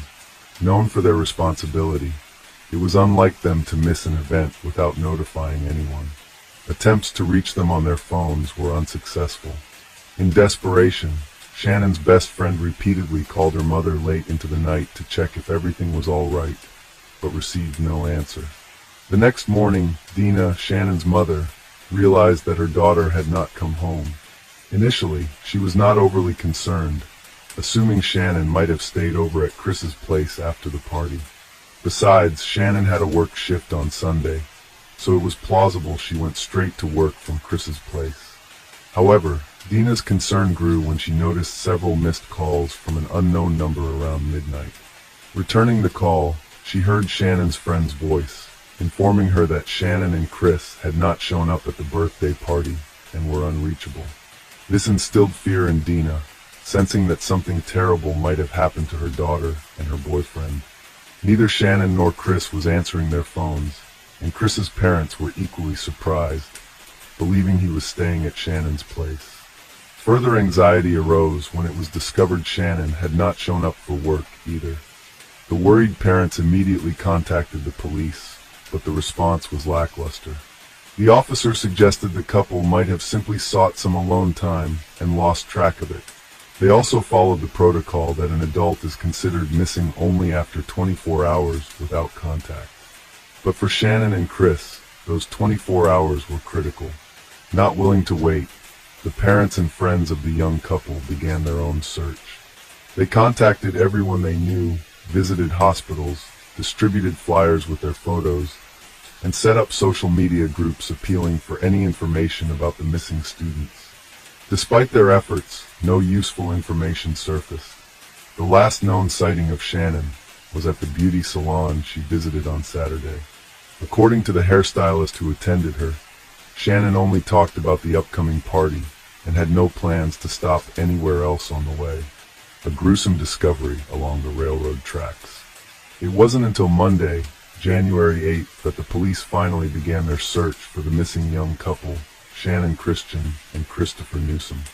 By this time, thanks to the efforts of their parents and friends, almost the entire city was aware of their disappearance. The day before, on Sunday, there were rumors about a horrifying discovery near the railroad tracks, but no concrete information was available. A railroad worker inspecting the tracks in his assigned area stumbled upon what appeared to be severely damaged human remains on the embankment alongside the tracks. The body was in a horrific state, with multiple injuries, and had been doused with a flammable liquid in an attempt to burn it. The police, responding to the scene, cordoned off the area and conducted a thorough examination. However, they were unable to find any significant clues or leads. After taking necessary photographs, the remains were sent to the morgue for an autopsy to determine the cause of death and to attempt identification. though it was clear that the extensive damage and effects of the fire would make this difficult. Forensic experts determined that the body belonged to a young man who had suffered a brutal death. The victim had multiple injuries inflicted while he was alive, indicating prolonged and severe assault. Almost all of his teeth had been knocked out or damaged by blows. He had been shot 3 times, twice in the back and a final, fatal shot to the head. Additionally, traces of seminal fluid from at least 3 different men were found in his body, along with distinctive tears, suggesting repeated violent assaults. When police checked recent reports of missing young men, Christopher Newsom fit the description in age, height, and build. The officers contacted his parents and requested DNA samples for confirmation, but strongly advised against personal identification at the morgue as the burnt remains barely resembled human features. Unfortunately, the DNA analysis confirmed that the body belonged to the missing student, Newsom. The search for Shannon. Despite the distressing news about Christopher, Shannon Christian's parents still clung to the hope that their daughter was alive, possibly being held somewhere. Her mobile phone was last pinged on the day the couple disappeared in one of Knoxville's more troubled neighborhoods, a place they wouldn't have visited by choice. This indicated that they were likely brought there against their will, and Shannon might still be held in the area. In a secluded alley of this neighborhood, Shannon's Toyota 4Runner was found abandoned. It was in a terrible state, so much so that Dina and Gary Christian hardly recognized their daughter's car. The SUV was dirty, scratched, with broken headlights and deflated tires. All of Shannon's personal belongings were missing from the car, which was littered with cigarette butts, and the seats were torn and stained. The driver's seat was pushed far back, suggesting that a large adult male had been the last one to drive it. A crumpled envelope with the address 2316 Chipman Street was found on the floor between the seats, likely dropped by the perpetrator. A local witness reported seeing 4 African-American males driving the SUV that Saturday evening, a vehicle that stood out in that area. Fingerprints on the envelope led the police to Lamarcus Davidson, previously convicted for serious offenses. His residence, located in an industrial area near a wasteland, lacked witnesses. When no one responded to the police's knock and offered to surrender, they forced entry, hoping to find Shannon alive inside. Inside the house, they found Shannon's purse, a stuffed toy from her car, as well as Christopher's headphones and baseball cap, a knife with blood traces, torn and blood-stained fragments of women's clothing, and Shannon's lifeless body were discovered in the house's trash chute system, hidden under dirty sheets. She was bound in the fetal position and wrapped in 5 trash bags. Experts later concluded that she likely passed away in the early hours of Monday, January 8. This tragic finding suggested that if the police had begun their search immediately after the missing persons report, rather than waiting for 24 hours, Shannon might have been saved. A horrific state of suffering. The condition of Shannon Christian's body was a horrifying sight even for seasoned forensic experts, as there was not a single untouched area on her. Shannon was covered from head to toe with bruises, abrasions, cuts, and cigarette burns. The numerous tears and injuries to her genital area, as well as her oral cavity and throat, indicated that she had been subjected to multiple assaults by several men. Shannon sustained a serious head injury and internal bleeding in the abdominal area, likely resulting from being kicked. Furthermore, the merciless assailants inflicted several penetrating, though not fatal, stab wounds on her and extinguished dozens of cigarettes on her skin. In a brutal attempt to destroy DNA evidence on her body, the perpetrators doused her with household bleach, paying particular attention to bleeding wounds and her genital area. She was also forcibly made to ingest bleach.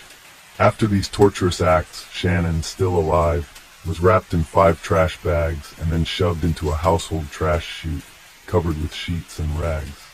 She slowly suffocated and bled to death, helplessly trapped with no chance of escape or calling for help. 5 merciless perpetrators. Lamarcus Davidson, in whose house the mutilated body of Shaman Christian and personal belongings of the deceased Christopher Newsom were found, was immediately declared a fugitive. The police also tracked down another suspect, Eric Boyd, whose traces were found at the crime scene. Boyd was apprehended on January 11th without resistance and agreed to cooperate with the investigation, claiming he wouldn't go to prison for crimes he didn't commit. Boyd revealed that Davidson was hiding in a vacant house listed for sale and personally led the police to the location. Davidson, unprepared for this turn of events, was caught off guard and offered no resistance.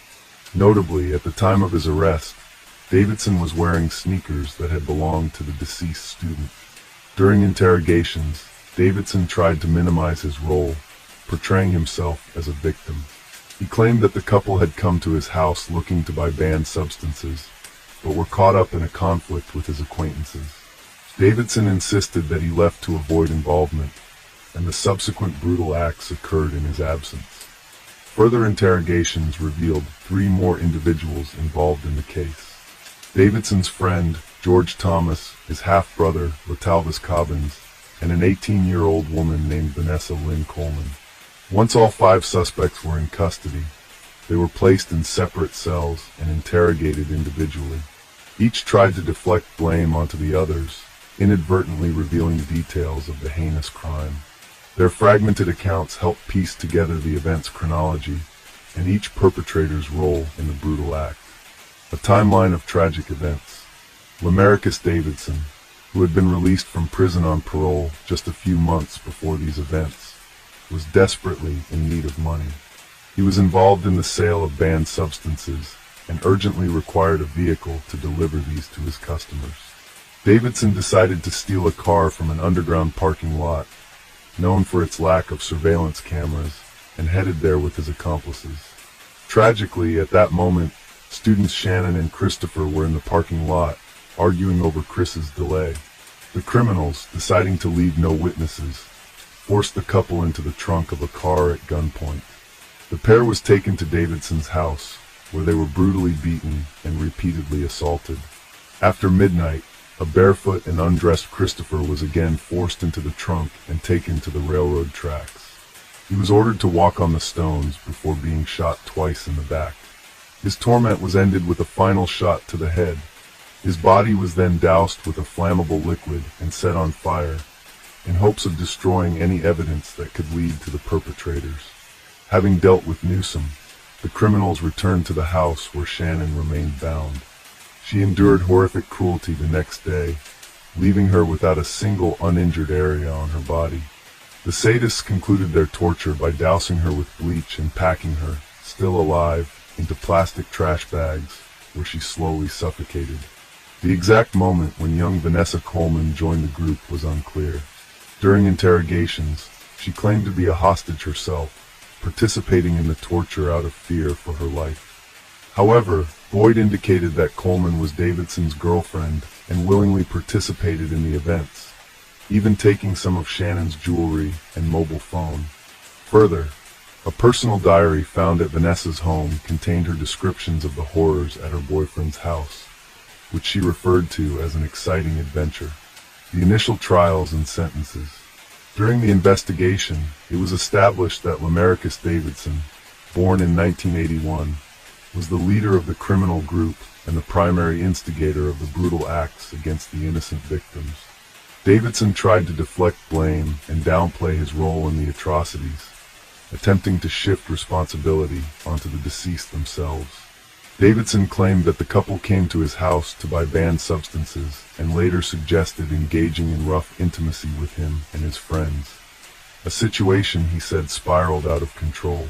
Remarkably, the defendant's lawyers latched onto this version, attempting to tarnish the reputations of the deceased in court. The parents of the victims later expressed immense emotional anguish over these claims. Nevertheless, Davidson was found guilty on 40 counts, including assault, kidnapping, robbery, and particularly cruel and premeditated termination of life, among others.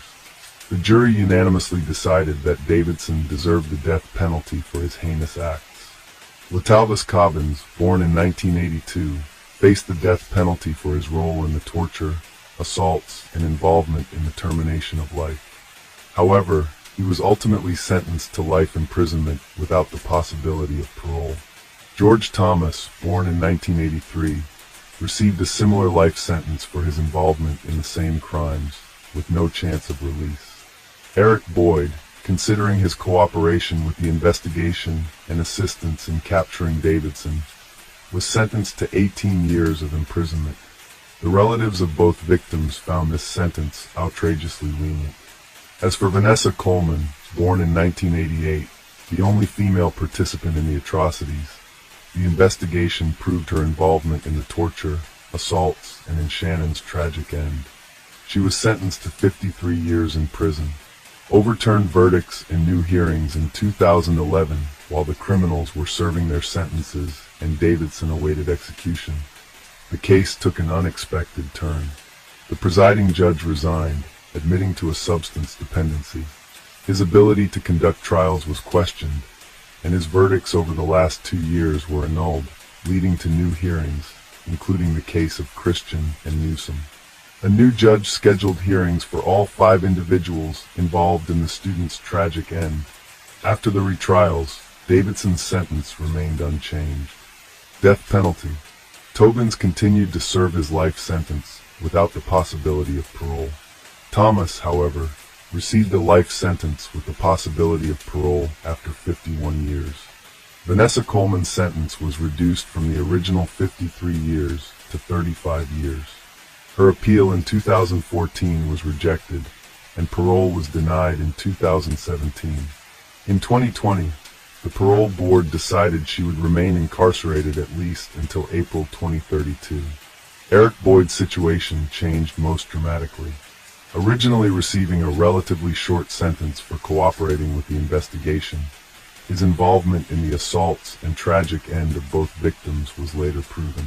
His retrial resulted in a life sentence without parole, with his accomplice Thomas testifying against him, revealing previously unknown details about Boyd's role.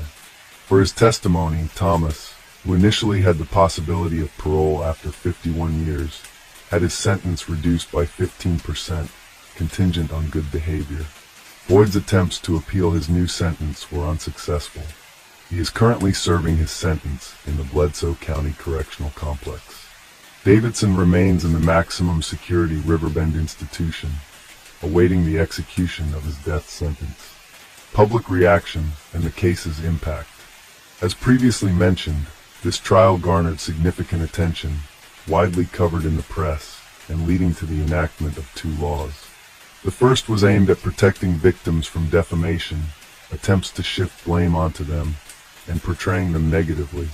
This was in response to the defense strategy of the accused and their lawyers, who tried to label the students as drug users and thrill seekers in a troubled neighborhood.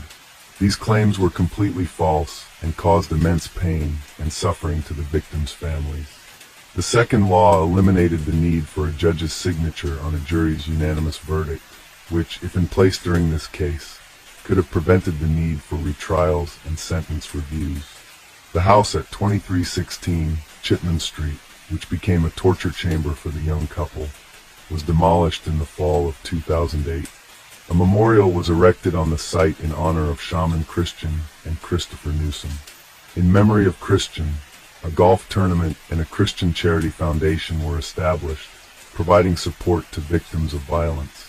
Similarly, a foundation in Newsom's name was created, holding annual memorial baseball tournaments at Halls Park, and awarding a scholarship named after the deceased student and former baseball player.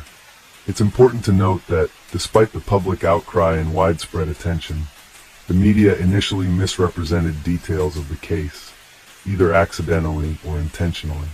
Many believe that the variations in reporting and delayed coverage were influenced by racial motives, as the victims were white and the perpetrators were African American. However, the head of the Association of Criminal Writers and Editors noted, "I can't confidently say that this case would have received more attention if 5 white criminals had been accused of committing similar atrocities against 2 black individuals." Additionally, the Knoxville police chief stated that there was no evidence to suggest these crimes were committed based on racial animosity. Duncan had attended UK boarding school and, like his father, joined the army, training in signals.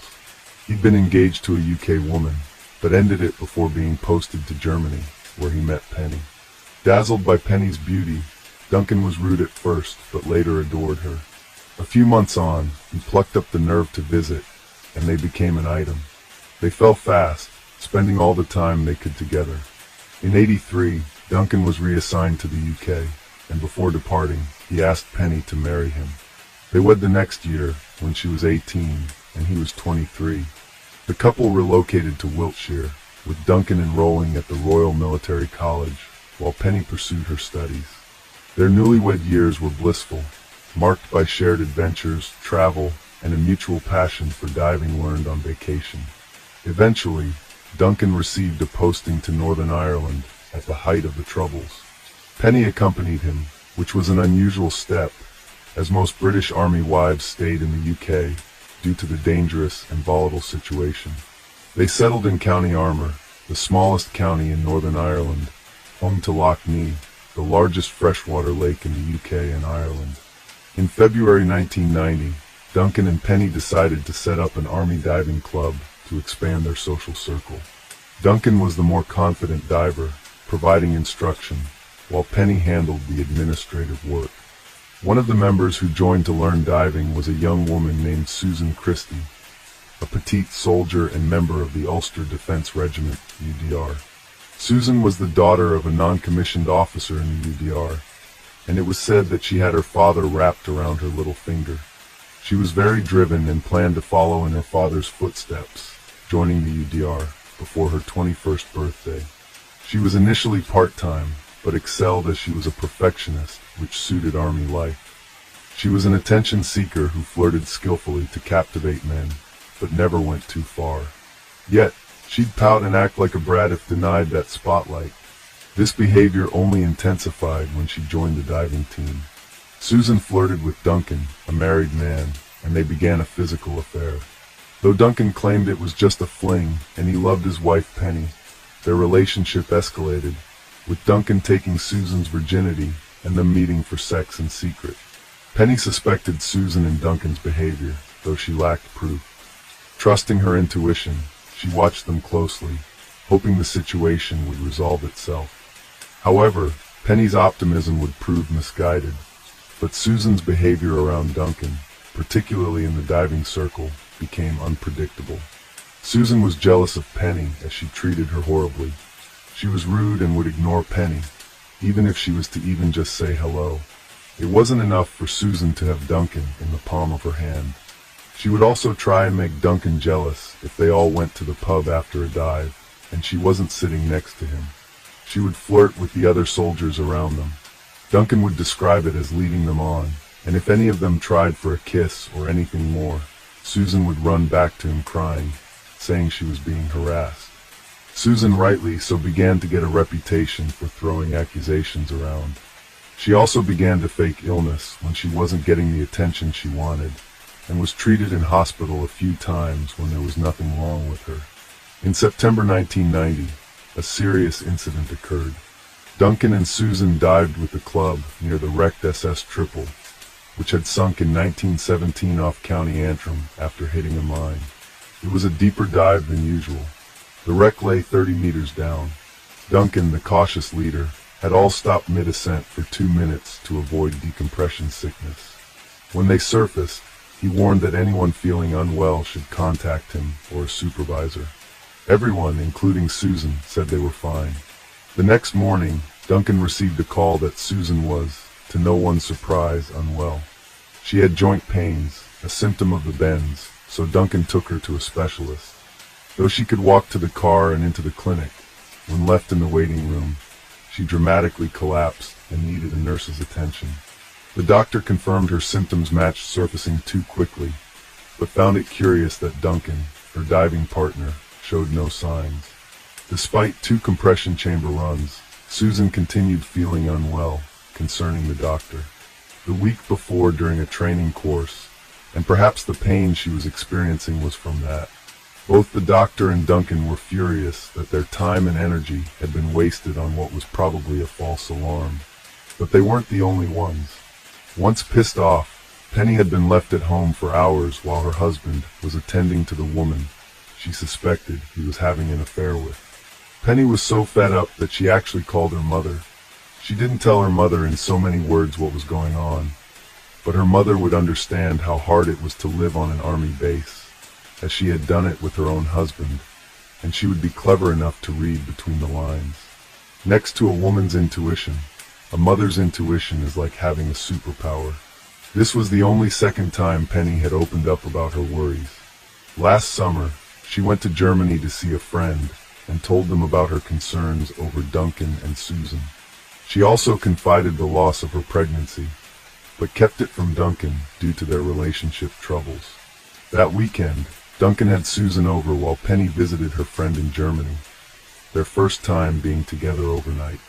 Susan soon professed her love for Duncan, but he refused to return the sentiment.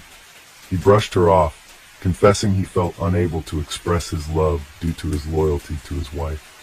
He had no issue betraying his wife by getting intimate with Susan, but drawing the line at declaring his love, as that would be too much a betrayal. The diving club arranged a trip to Ascension Island in October 1990, and at first, there was a problem with Penny's flight, which elated Susan. But then Duncan intervened, getting Penny on a flight. This infuriated Susan, who was very hostile towards Penny, who was just trying to ensure a smooth trip.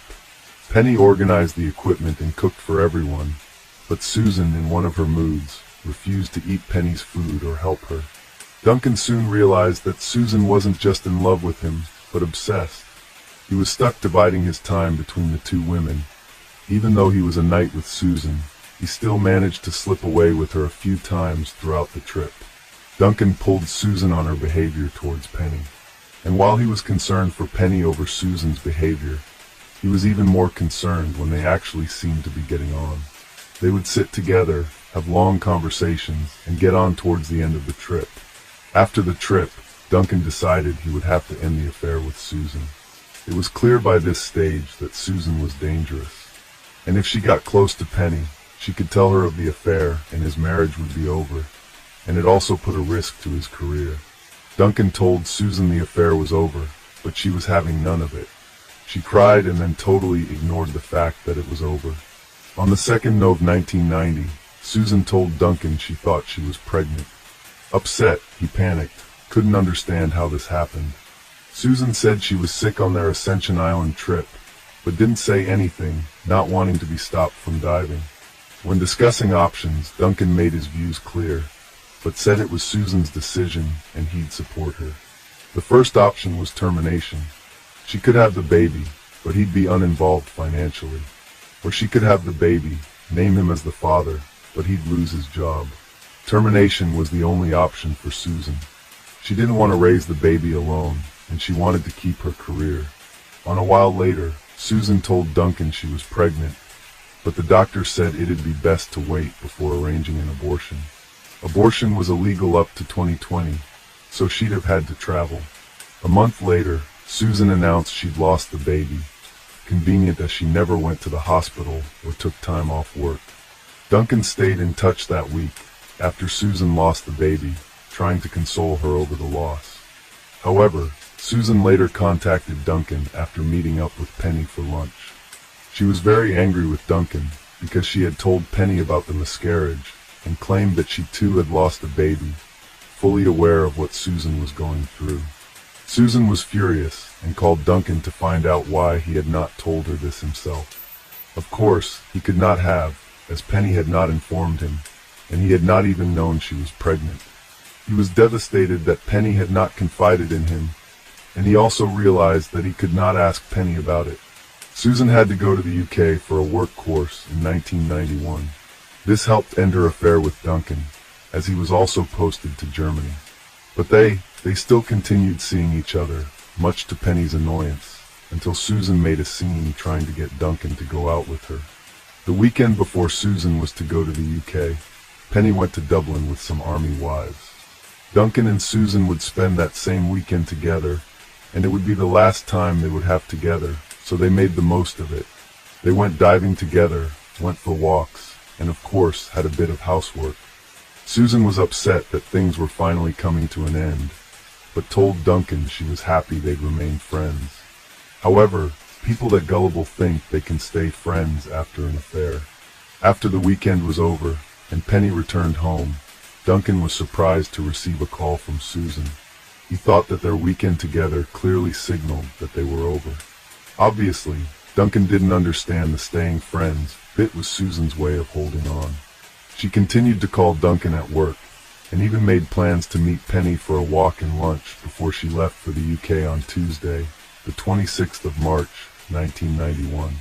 Duncan received a call from Susan. She asked what could have happened if he wasn't married. This was a risky question, with a perilous answer that could lead to dire consequences. Duncan said it was pointless to consider, as things are as they are.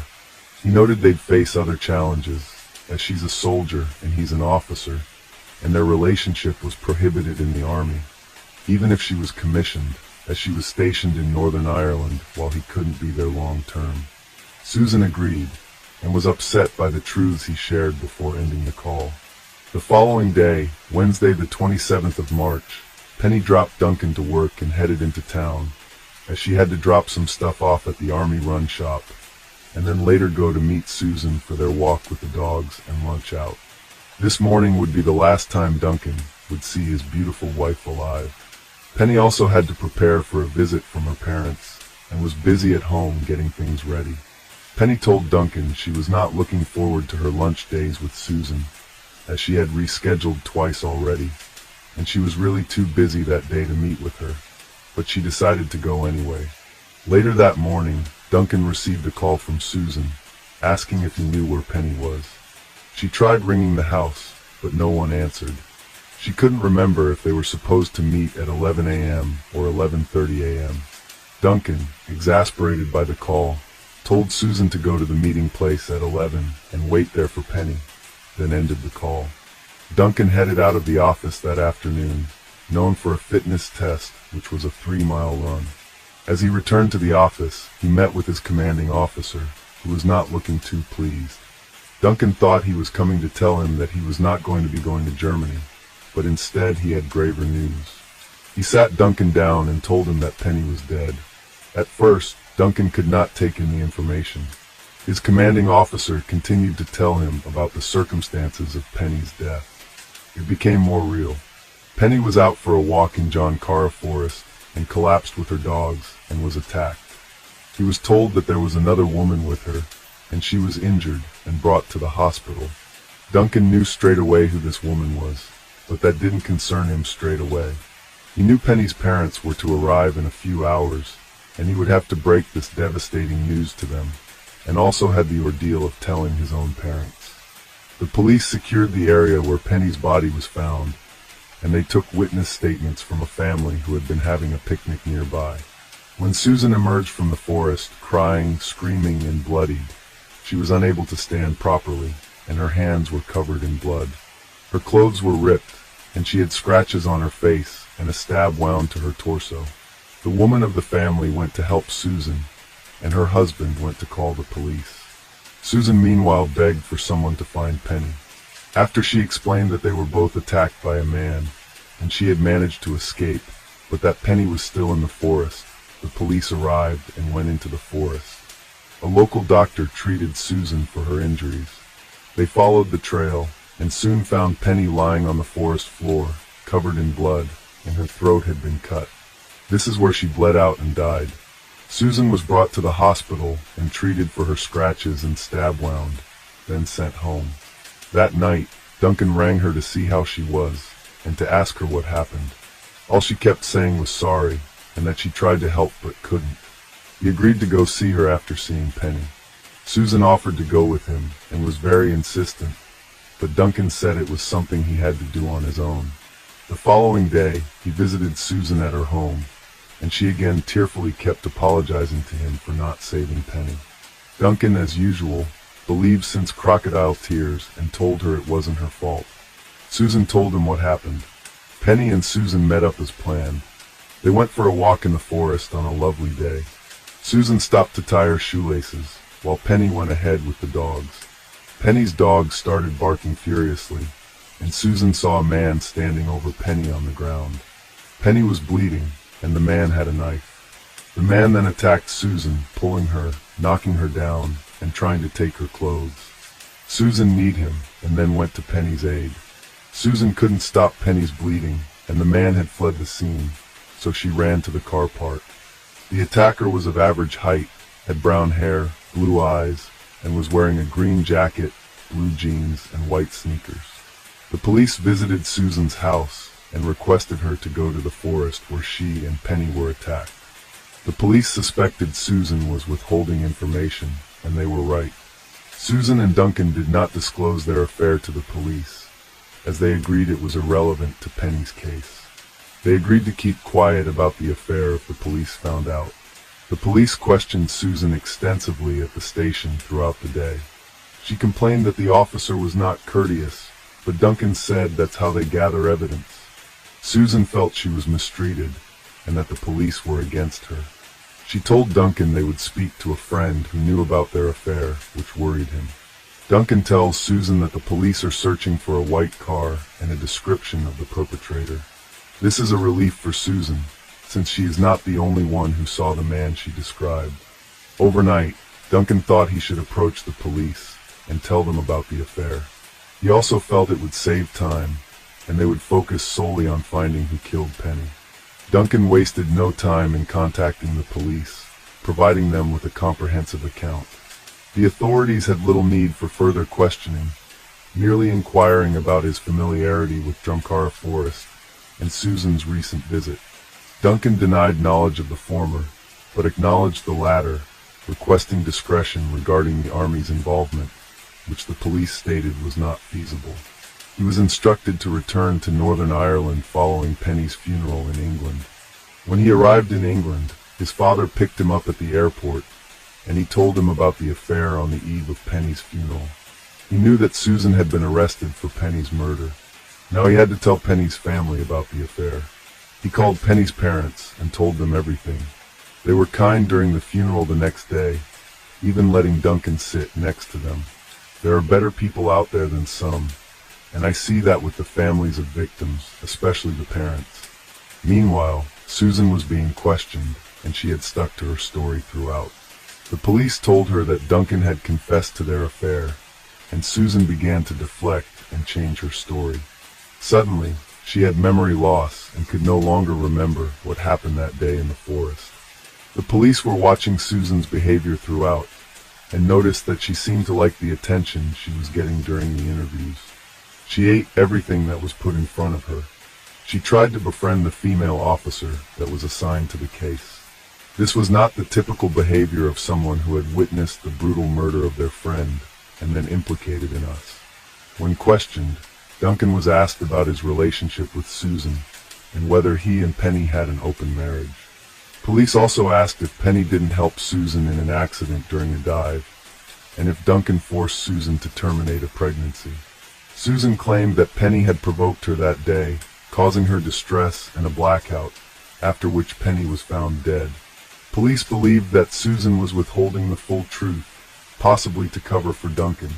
They also questioned why Duncan had conspired with Susan to cover up the affair, unless he had something to do with it. Why had he spent 2 days with this supposed ex-lover following the news of his wife's death? Duncan flatly denied everything, and his statement was prepared, and he was released. Susan was kept in custody, where she quickly adjusted to prison life. Her father visited her, and so did friends, but she never admitted to anyone what she did on June 1st, 1992.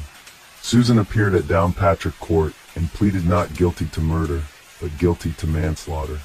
The Crown's opening statement was damning. They said Susan had lured her lover's wife to a secluded spot and then brutally murdered her. It was a case of premeditated murder. Then she tried to cover up the murder by inventing an attacker and injuring herself. Forensic scientist Joseph Sear testified he visited the crime scene, believed Penny was attacked from behind, grabbed by coat and hair on left side, with one earring pulled off. Penny's neck was slashed, causing immediate unconsciousness. Police found a recently sharpened boning knife 260 yards away, which COR believed was the murder weapon. Susan's blue jacket had Penny's blood type, but not Susan's. The doctor that attended Susan at the scene that day was next to take the stand. He described Susan curled up on the floor of the car park near the forest. He patched up the small wound on her leg and the scratches across her stomach. Her underwear was slightly ripped and blood-stained, and when Silverton removed her gloves that she was wearing on the rather mild day, which didn't warrant the need for gloves, her hands were covered in blood. But there were no injuries when he did a follow-up on Susan a few days later. He summarized that her injuries were self-inflicted. The state pathologist then took to the stand, and he described the horrific injuries to Penny, and agreed with the forensic scientist that Penny would have lost consciousness straight away and would have been dead within a few minutes. As the horrific injuries were being described, Susan could be heard sobbing. A doctor was called, and it was determined that Susan was not medically fit to continue the trial. When the trial resumed, Duncan took the witness stand and had to recount all the details of his affair with Susan. The defense exploited Duncan's demeanor, accusing him of being cold and indifferent towards Susan, and ignoring the emotional toll the affair had on her, in order to continue it to satisfy his own sexual needs. He acted callously, telling her he loved her, but in a different way than he loved his wife. As Duncan was being cross-examined by the defense, Susan sat there weeping. Next time, Susan testified for 3 days. She talked about her relationship with Duncan, hoping that he would leave his wife for her, though that wasn't her initial intention. She admitted that she liked being the center of attention, but denied faking illness or injury to maintain that role. She also denied lying about her pregnancy and miscarriage, and that Duncan had told her she was right to want to have an abortion. Susan grew close to Penny on Ascension Island as fellow divers. Susan admitted to being jealous of Penny, who sometimes felt the same. Penny confronted Duncan about their affair, but never mentioned it to Susan. I doubt this. If Penny hadn't told Duncan about her miscarriage, she didn't confront him about the affair. Penny was classy, and knew Duncan would never leave her for someone like Susan. On the day of the murder, Susan claimed she felt unwell, and tried canceling the meet with Penny, who had already left. They met, drove to the forest, and Susan couldn't recall the attack, claiming memory loss. She denied buying and sharpening the knife, but later admitted lying to the police, realizing she must have been the attacker. A psychiatrist assessed Susan, concluding she had depression and stress reaction at the time. Another psychiatrist found her reaction normal, with only mild depression, not a mental illness, and that she fabricated memory loss. The trial took a break for the weekend, and when it resumed the following Monday, Lord Justice Kelly provided his instructions and summary to the jury. He asked them, "Is it more likely than not that Susan Christie was suffering from mental abnormalities when she planned, premeditated, and executed her plan to kill Penny? That is the sole focus of this case." After 4 hours of deliberation, and being informed that a majority verdict would be accepted, the 8 men and 4 women of the jury reached their verdict. She was found guilty of manslaughter and cleared of the murder of Penny. Before pronouncing sentence, Lord Justice Kelly explained to the court the factors that would influence his decision. He acknowledged the gravity of the offense and the devastating impact of Penny's death on her loved ones. However, he also had to consider the personal circumstances that drove Susan to commit the crime. He pointed out that Susan was a young woman with no prior criminal history and no experience of physical relationships. The judge stressed that her affair with Duncan had triggered the events that led to Penny's death, and he was confident that Susan was unlikely to repeat such a heinous act. In the end, the judge sentenced Susan to a mere 5 years in prison for the heinous crime of slitting Penny's throat. It's shocking that such a lenient sentence was handed down. Upon hearing the verdict, Penny's mother was overcome with grief, crying out and shaking with emotion. In contrast, Susan showed no immediate reaction to the news. The public was outraged by the leniency of the sentence, and rightly so. Regardless of the circumstances that led Susan to kill Penny, it's clear that Penny was the true victim. The judge's consideration of Susan's age was irrelevant in this case. After all, Penny was only 24 years old when her life was brutally cut short. Where was the judge's consideration for her youth? This injustice is infuriating.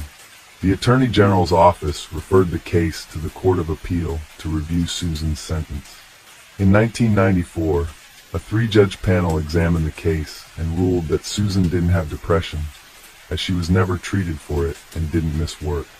They found she planned the killing and tried to cover it up. Her sentence was increased to 9 years. Susan was released from prison in October 1995 after serving just short of 5 years, including time served on remand. While preparing for release, she worked outside the prison.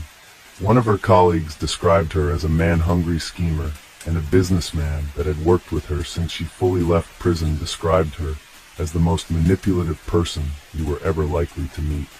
I wouldn't trust her as far as I could throw her. Duncan never visited her in prison, and she was dishonorably discharged from the army. It is said that she changed her name and disappeared. Hello friends, welcome to our channel. Today we're going to take a look at another horrible case with you. The case of Lauren Stewart. Lauren Stewart, a 45-year-old woman, seemed to live a life of perfection. She was a devoted wife to Dan, a caring mother to her adult children, Stephen and Bethany, and it appeared that she had been blessed by fate. However, in the weeks leading up to her unimaginable act, she ventured into a dark world, exploring disturbing content on YouTube and researching methods to end her own life, eventually becoming skilled in the use of a Glock handgun. Lauren Devine.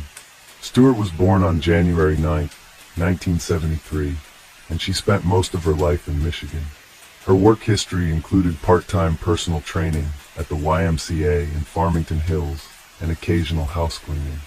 After leaving the Jehovah's Witnesses, she had pursued modeling and acting, exploring her creative side through workshops and networking with photographers. She was regarded as a charming and very pleasant woman. Lauren was married to a man named Daniel Stewart, who worked at the University of Michigan as a leading software architect, dedicated to developing technology for predicting heart attacks. He had many years of experience as a co-developer in the technology industry. Together with his wife, they were devout Christians within the Jehovah's Witness denomination for an extended period until 2013, when they decided to explore and take a different approach to their spiritual life. The couple had 2 accomplished children, 27-year-old Stephen, a data solution architect, and 24-year-old Bethany, a computer whiz, who showcased her talents in art and graphic design. At 45, Lauren Stewart had it all: a flourishing husband, 2 college-educated children, a budding modeling career, and a charming Keogh Harbor home adorned with a welcoming heart wreath on the door. However, beneath this facade of perfection, she grappled with a hidden pain. Lauren had experienced the heartache of exclusion and rejection from the religion she and her husband Daniel had embraced just a few years earlier. Lauren and her husband decided to leave the Jehovah's Witness faith, a Christian denomination known for its strict indoctrination and the practice of shunning former members. The seemingly perfect exterior concealed a complex web of emotions and decisions that would soon unfold into a captivating narrative. Up until 2013, Lauren and her family had been devout Jehovah's Witnesses, strictly adhering to beliefs that eschewed celebrations like birthdays, Easter, Christmas, or any other event they believed contradicted the teachings of Christ. Additionally, their faith strongly discouraged higher education, putting Stephen and Bethany at risk of being excommunicated if they pursued college. However, Dan envisioned a brighter future for their children through higher education. When they sought approval from the church elders to allow their kids to pursue degrees, the response was firm: disobey the church's policies and face disfellowship. This threat weighed heavily on the Stewart, as almost everyone they knew, including their extended family, were part of the congregation. According to the church's rules, excommunication would mean complete isolation, even from their own flesh and blood. After careful consideration, the Stewart made a bold decision to leave the religion they had long embraced. Although it initially felt right, the community's disapproval became unbearable, especially for Lauren. She described how routine tasks like grocery shopping were marred by dirty looks and hurtful comments from people she once believed were her friends, even though the belittling remarks were not directed at her. Living in a small community of just 3,300 residents, many of whom were Jehovah's Witnesses, the Stewarts struggled with the reality that the church-approved members would constantly remind them of their outcast status whenever they had the chance. This emotional burden became too much to bear, leading to a breaking point, and in search of a lifeline, Lauren turned to the gym, making it a regular part of her life to rebuild her physical and mental well-being. Her remarkable transformation allowed her to secure a job as a fitness instructor, and she was even able to leverage her natural beauty to become a successful model, surprising those who crossed her path. During this period, Laura seemed pleasant and optimistic despite her church's rejection. However, beneath her confident facade, she was deeply and immensely suffering from chronic depression, an affliction that had plagued her even before the shunning intensified with each passing day. In a desperate attempt to mask her inner turmoil, she would occasionally let glimpses of her distress show through, only to quickly conceal them with a forced smile. One of Laura's most closely guarded secrets was the family's crippling debt, which was pushing them to the brink of ruin. Confronted with this dual onslaught of financial and emotional distress, she devised a plan to resolve all her problems at once. Haunted by her inner turmoil, Lauren Stewart's downward spiral was deeply chilling and heartbreaking. She delved into grim research, scouring YouTube for methods of ending her own life, and instructional videos on handling a handgun, all leading up to a fateful day on February 15, 2018. She left a poignant note on the dinner table, meticulously tidied the home, and texted her loved ones, as well as her husband's boss, just before the unthinkable act. At 9:24 a.m., she turned over all the family photos on a secretary desk and sent a message to her husband's boss, stating that Dan had an accident and died. The boss reached out for further details, but received no response. Hours later, at 5:07 p.m. on the same day, she reached out to her cousin, confessing that she had become evil. She stated that she had taken her husband and kids with her, so they would not have to feel the impact of her selfish act, and that they would sleep until Christ resurrects them. Her cousin responded, urging her not to proceed with her plan. Lauren had become increasingly detached from reality in recent months, unbeknownst to her family. She had a pistol in her possession, and had tragically decided to use it against the very people she professed to love. Her first victim was her husband, 47-year-old Dan, whom she shot in the head as he attempted to flee. With her most significant threat eliminated, she went upstairs to her 24-year-old daughter Bethany's room, where Bethany was asleep, and ended her daughter's life without hesitation. Next, her son Stephen, who lived in his own place across town, unknowingly arrived at the family home, lured by false pretenses. With his back turned, unaware of the imminent danger, Lauren, the mother he loved, shot him at point-blank range. The horrifying scene didn't end there, as Lauren took the life of the family dog, placing its body in the bathtub. A neighbor had heard these shots, but assumed someone was slamming doors. The house became a chilling temporary morgue, and Lauren meticulously tidied up. The darkness culminated as Lauren turned the gun on herself, using a method she had researched online. The cousin who Lauren had texted tried texting her back, but Lauren never responded. The next morning, on February 16th, the cousin went over to her house with a friend, and when they received no response at the door, they contacted the police for a check. When the police arrived at the house that morning, the kitchen was organized, the refrigerator was stocked, and handwritten labels were on various items, with a calendar hanging on the refrigerator. Their discovery began with the family dog in the bathtub, triggering a chilling response from the officers who feared there was an active shooter. They found Stephen Stewart on the floor, believed to have been shot while seated on a chair in another room. Bethany lay lifeless, shot in her sleep with a pillow, muffling the sound. Dan Stewart was discovered on the basement floor in front of a couch, his right hand still in his jeans pocket. The slightly pulled white pocket liner on his left pocket suggested he was standing when he was shot, and attempted to react, thus pulling the pocket liner.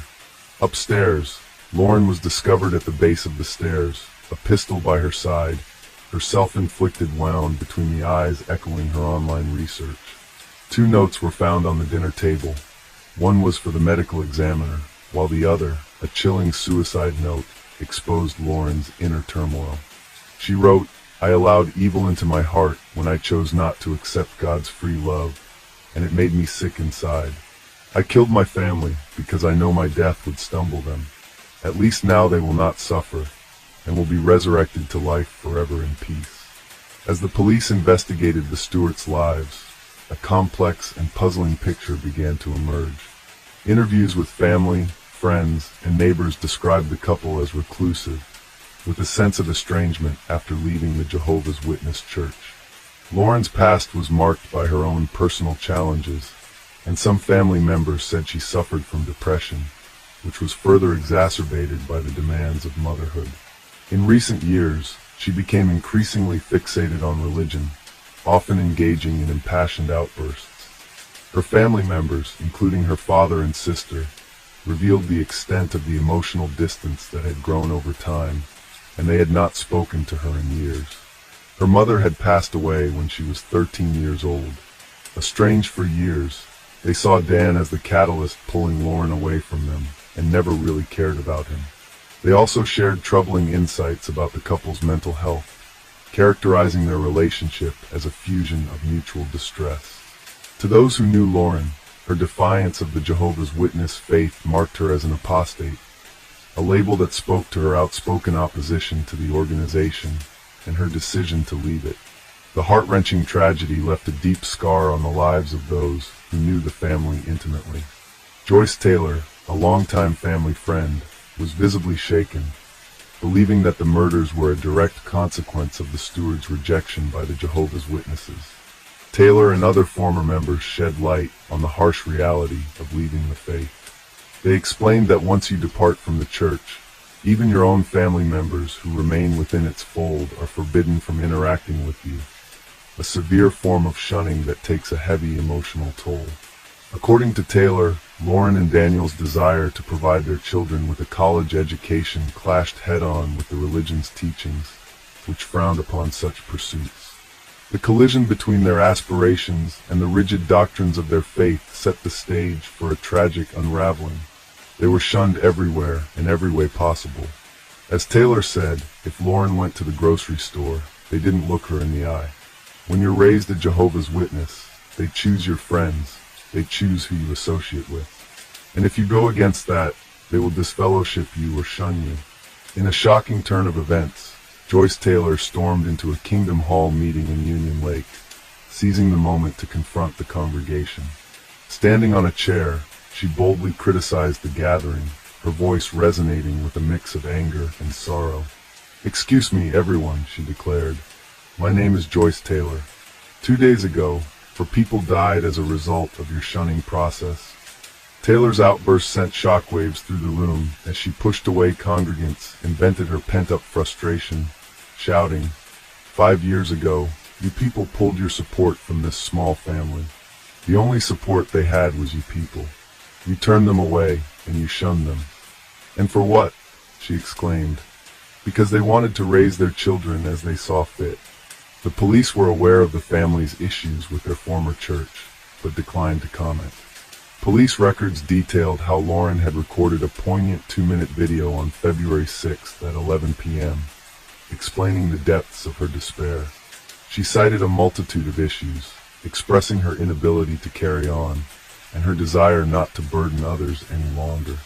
Abandoned by her church family, Lauren found herself drowning in a relentless sea of despair, with what she believed to be the only escape, death. Convinced that ending her own life was the solution to her unbearable suffering, she made the agonizing choice to also take the lives of her loved ones, sparing them what she perceived as the inevitable shame and suffering that her actions would bring upon their household. Police records painted a grim picture of Lauren's mental state in the lead-up to the tragedy, noting her unmistakable signs of severe depression and increasingly abnormal behavior. It appeared that she had immersed herself in a personal interpretation of religion, intensifying her depression. Shockingly, she never sought professional help or counseling, and no prescription drugs or alcohol were found in her system. However, traces of marijuana were discovered not just in Lauren's system, but also in her husband and sons. The police investigation unraveled a complex web of factors contributing to her devastating actions. Loneliness, the severed ties with family and friends over religious differences, and deep-seated emotional scars stemming from alleged childhood sexual abuse, all converging to amplify her anguish and ultimately driving her to commit the unthinkable. In a striking testament to the estrangement within the family, Lauren's sister's response spoke volumes. She exhibited a somber demeanor and expressed a surprising lack of surprise when hearing the news of her sister's actions, demonstrating just how far Lauren had drifted from her own sister, who even showed little regret about the tragedy. While the motives behind Lauren Stewart's horrifying actions may have been due to the profound isolation imposed by her former church and her childhood trauma, it begs the question, could things have taken a different turn had she reached out for help when she felt suffocated by her circumstances? Tragically, rather than seeking counseling or professional guidance, Lauren chose a path of self-destruction with devastating consequences for all involved. As we reflect on this heartbreaking tale, our thoughts are with the victims whose lives were tragically cut short and the loved ones they left behind. Today we're going to take a look at another horrible case with you, the case of Savannah Gold. In 2017, Sherry's world was turned upside down in Florida when her daughter Savannah failed to show up for work at the restaurant where she was employed. Sherry was unaware that this ordinary day would be the last time she'd see Savannah. An hour later, the restaurant called Sherry to inform her that Savannah hadn't arrived for her shift, which was unusual since she had never missed work before. However, the events that unfolded after that call were even more bizarre. When Savannah's father received a message on her behalf, riddled with spelling mistakes and lacking punctuation, he instantly knew it wasn't his 21-year-old daughter who had written it. The impersonator claimed Savannah had met an amazing guy, fallen in love, and decided to elope with him, promising to call later. Savannah's father, Daniel Gold, carefully read the text message, paying close attention to its content. He knew his daughter well and was convinced that running away with her boyfriend was out of character for her. While Daniel studied his phone screen, trying to make sense of the message, Savannah's older brother Chris received a similar text saying she was leaving with her boyfriend and that she was okay. Daniel's instincts told him something was wrong, so he immediately started calling his daughter's phone, only to find it turned off. Savannah Page Gold was born on April 26, 1996, to Daniel and Sherry Gold. She lived with her parents and older brother Chris in Jacksonville, Florida. Savannah enjoyed various hobbies, including playing lacrosse, drawing, and dancing. Those close to her believed she embodied her last name, being a loving, kind, and caring person always willing to help others. After graduating from high school, Savannah turned down a college scholarship for art and design to care for her mother, Sherry, who had been diagnosed with cancer and was undergoing chemotherapy. To support her mother, Savannah took on household responsibilities and also worked as a waiter at Bonefish Grill, a restaurant. By the summer of 2017, she had been working at the restaurant for 2 years. On August 2nd, Savannah left for work at around 5 p.m., wearing her uniform, as her shift was scheduled to start at 5:30 p.m. However, less than an hour later, Sherry received a call from the restaurant asking why Savannah had not shown up for work. This surprised Sherry, as she knew her daughter was responsible and had seen her leave the house in her uniform, indicating that she had indeed gone to work. After Savannah's father received a suspicious phone call, her father and brother started getting strange messages that they didn't think were from her. They suspected someone was impersonating Savannah. Before this, Savannah's father had tried to contact the police, but he couldn't reach his daughter.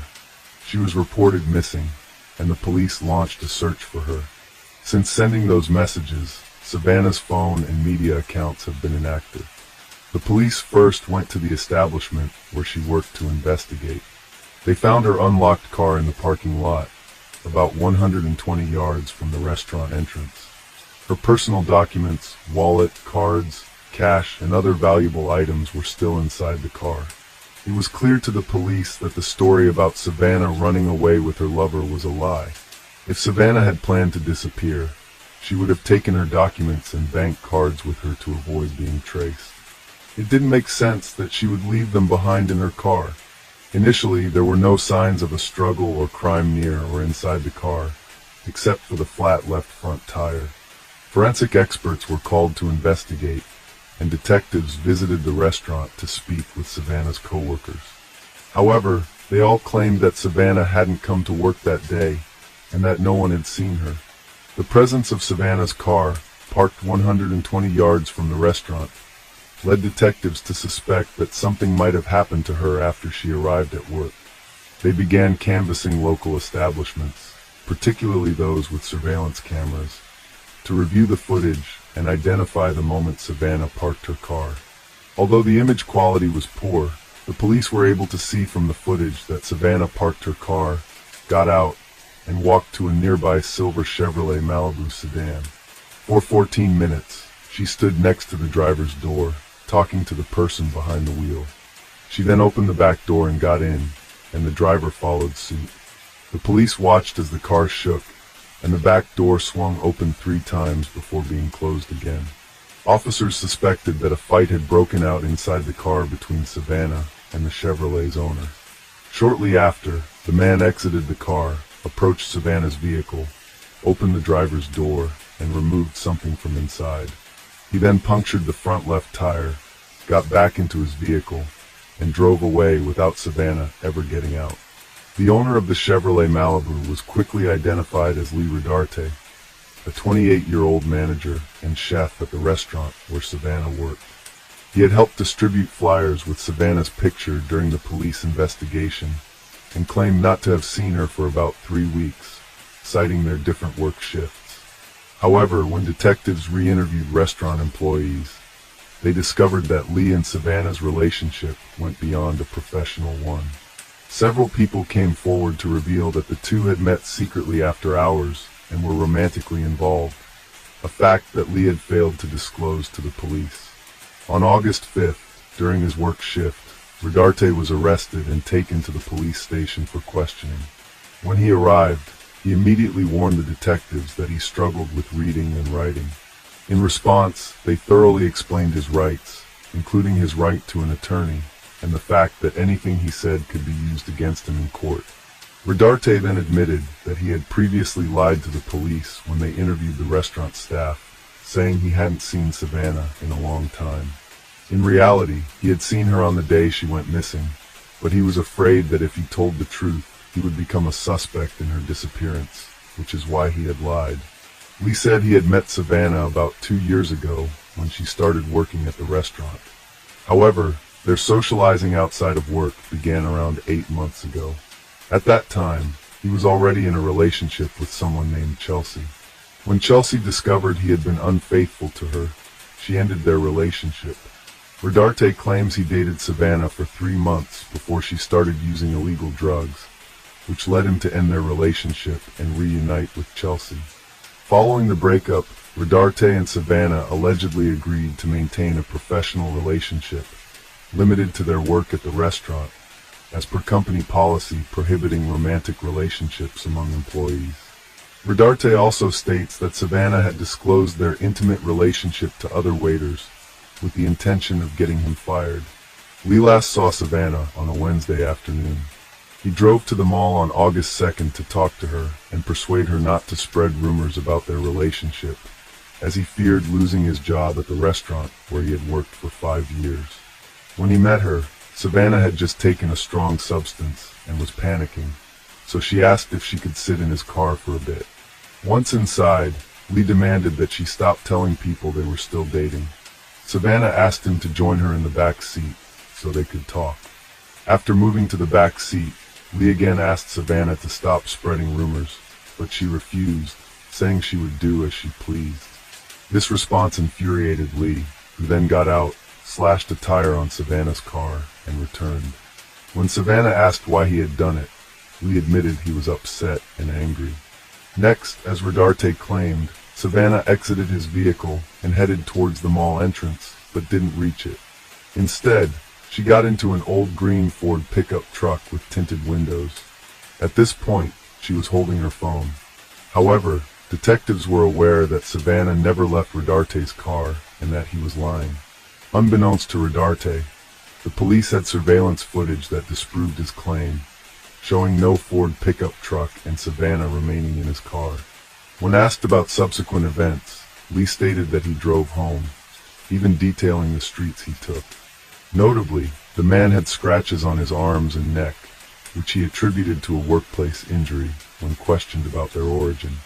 When detectives directly asked Rodarte about Savannah's whereabouts, he claimed to have no knowledge. The detectives adjusted their questioning strategy. At first, they listened attentively to his stories, showing interest, but soon they applied gentle pressure. They informed him straightforwardly that evidence contradicted his claim that Savannah had exited his car. After a brief time, Rodarte altered his statement, asserting that he and Savannah had gone to his residence, and then she departed. The detectives remained skeptical and urged him to reveal the entire truth, considering Savannah's family's well-being. Rodarte ultimately admitted to fatally snapping Savannah's neck during a backseat argument in his vehicle. Following their departure from the parking lot, he sent messages to Savannah's father and brother from her phone before discarding it out the window. Rodarte returned the body to his intending to dispose of it by fire, but he soon discovered it wasn't as simple as he thought. Instead, he dug a hole and buried the body, only to later exhume it, wrap it in a blanket, and drive approximately 8 miles from the restaurant to a nearby pond, where he discarded the body. Although the autopsy couldn't determine the exact cause of Savannah's death, the examination revealed that her neck wasn't broken, as Rodarte had claimed, and no illegal substances were found in her body. However, forensic experts discovered that the thyroid cartilage in Savannah's throat was fractured, suggesting strangulation, and roughly 75% of her body exhibited fire damage. Despite confessing to the crimes, Rodarte maintained his not guilty plea on charges of second-degree murder, tampering with evidence, and abuse of a dead body. The autopsy revealed that the condition of Savannah's body was too compromised to determine an exact cause of death.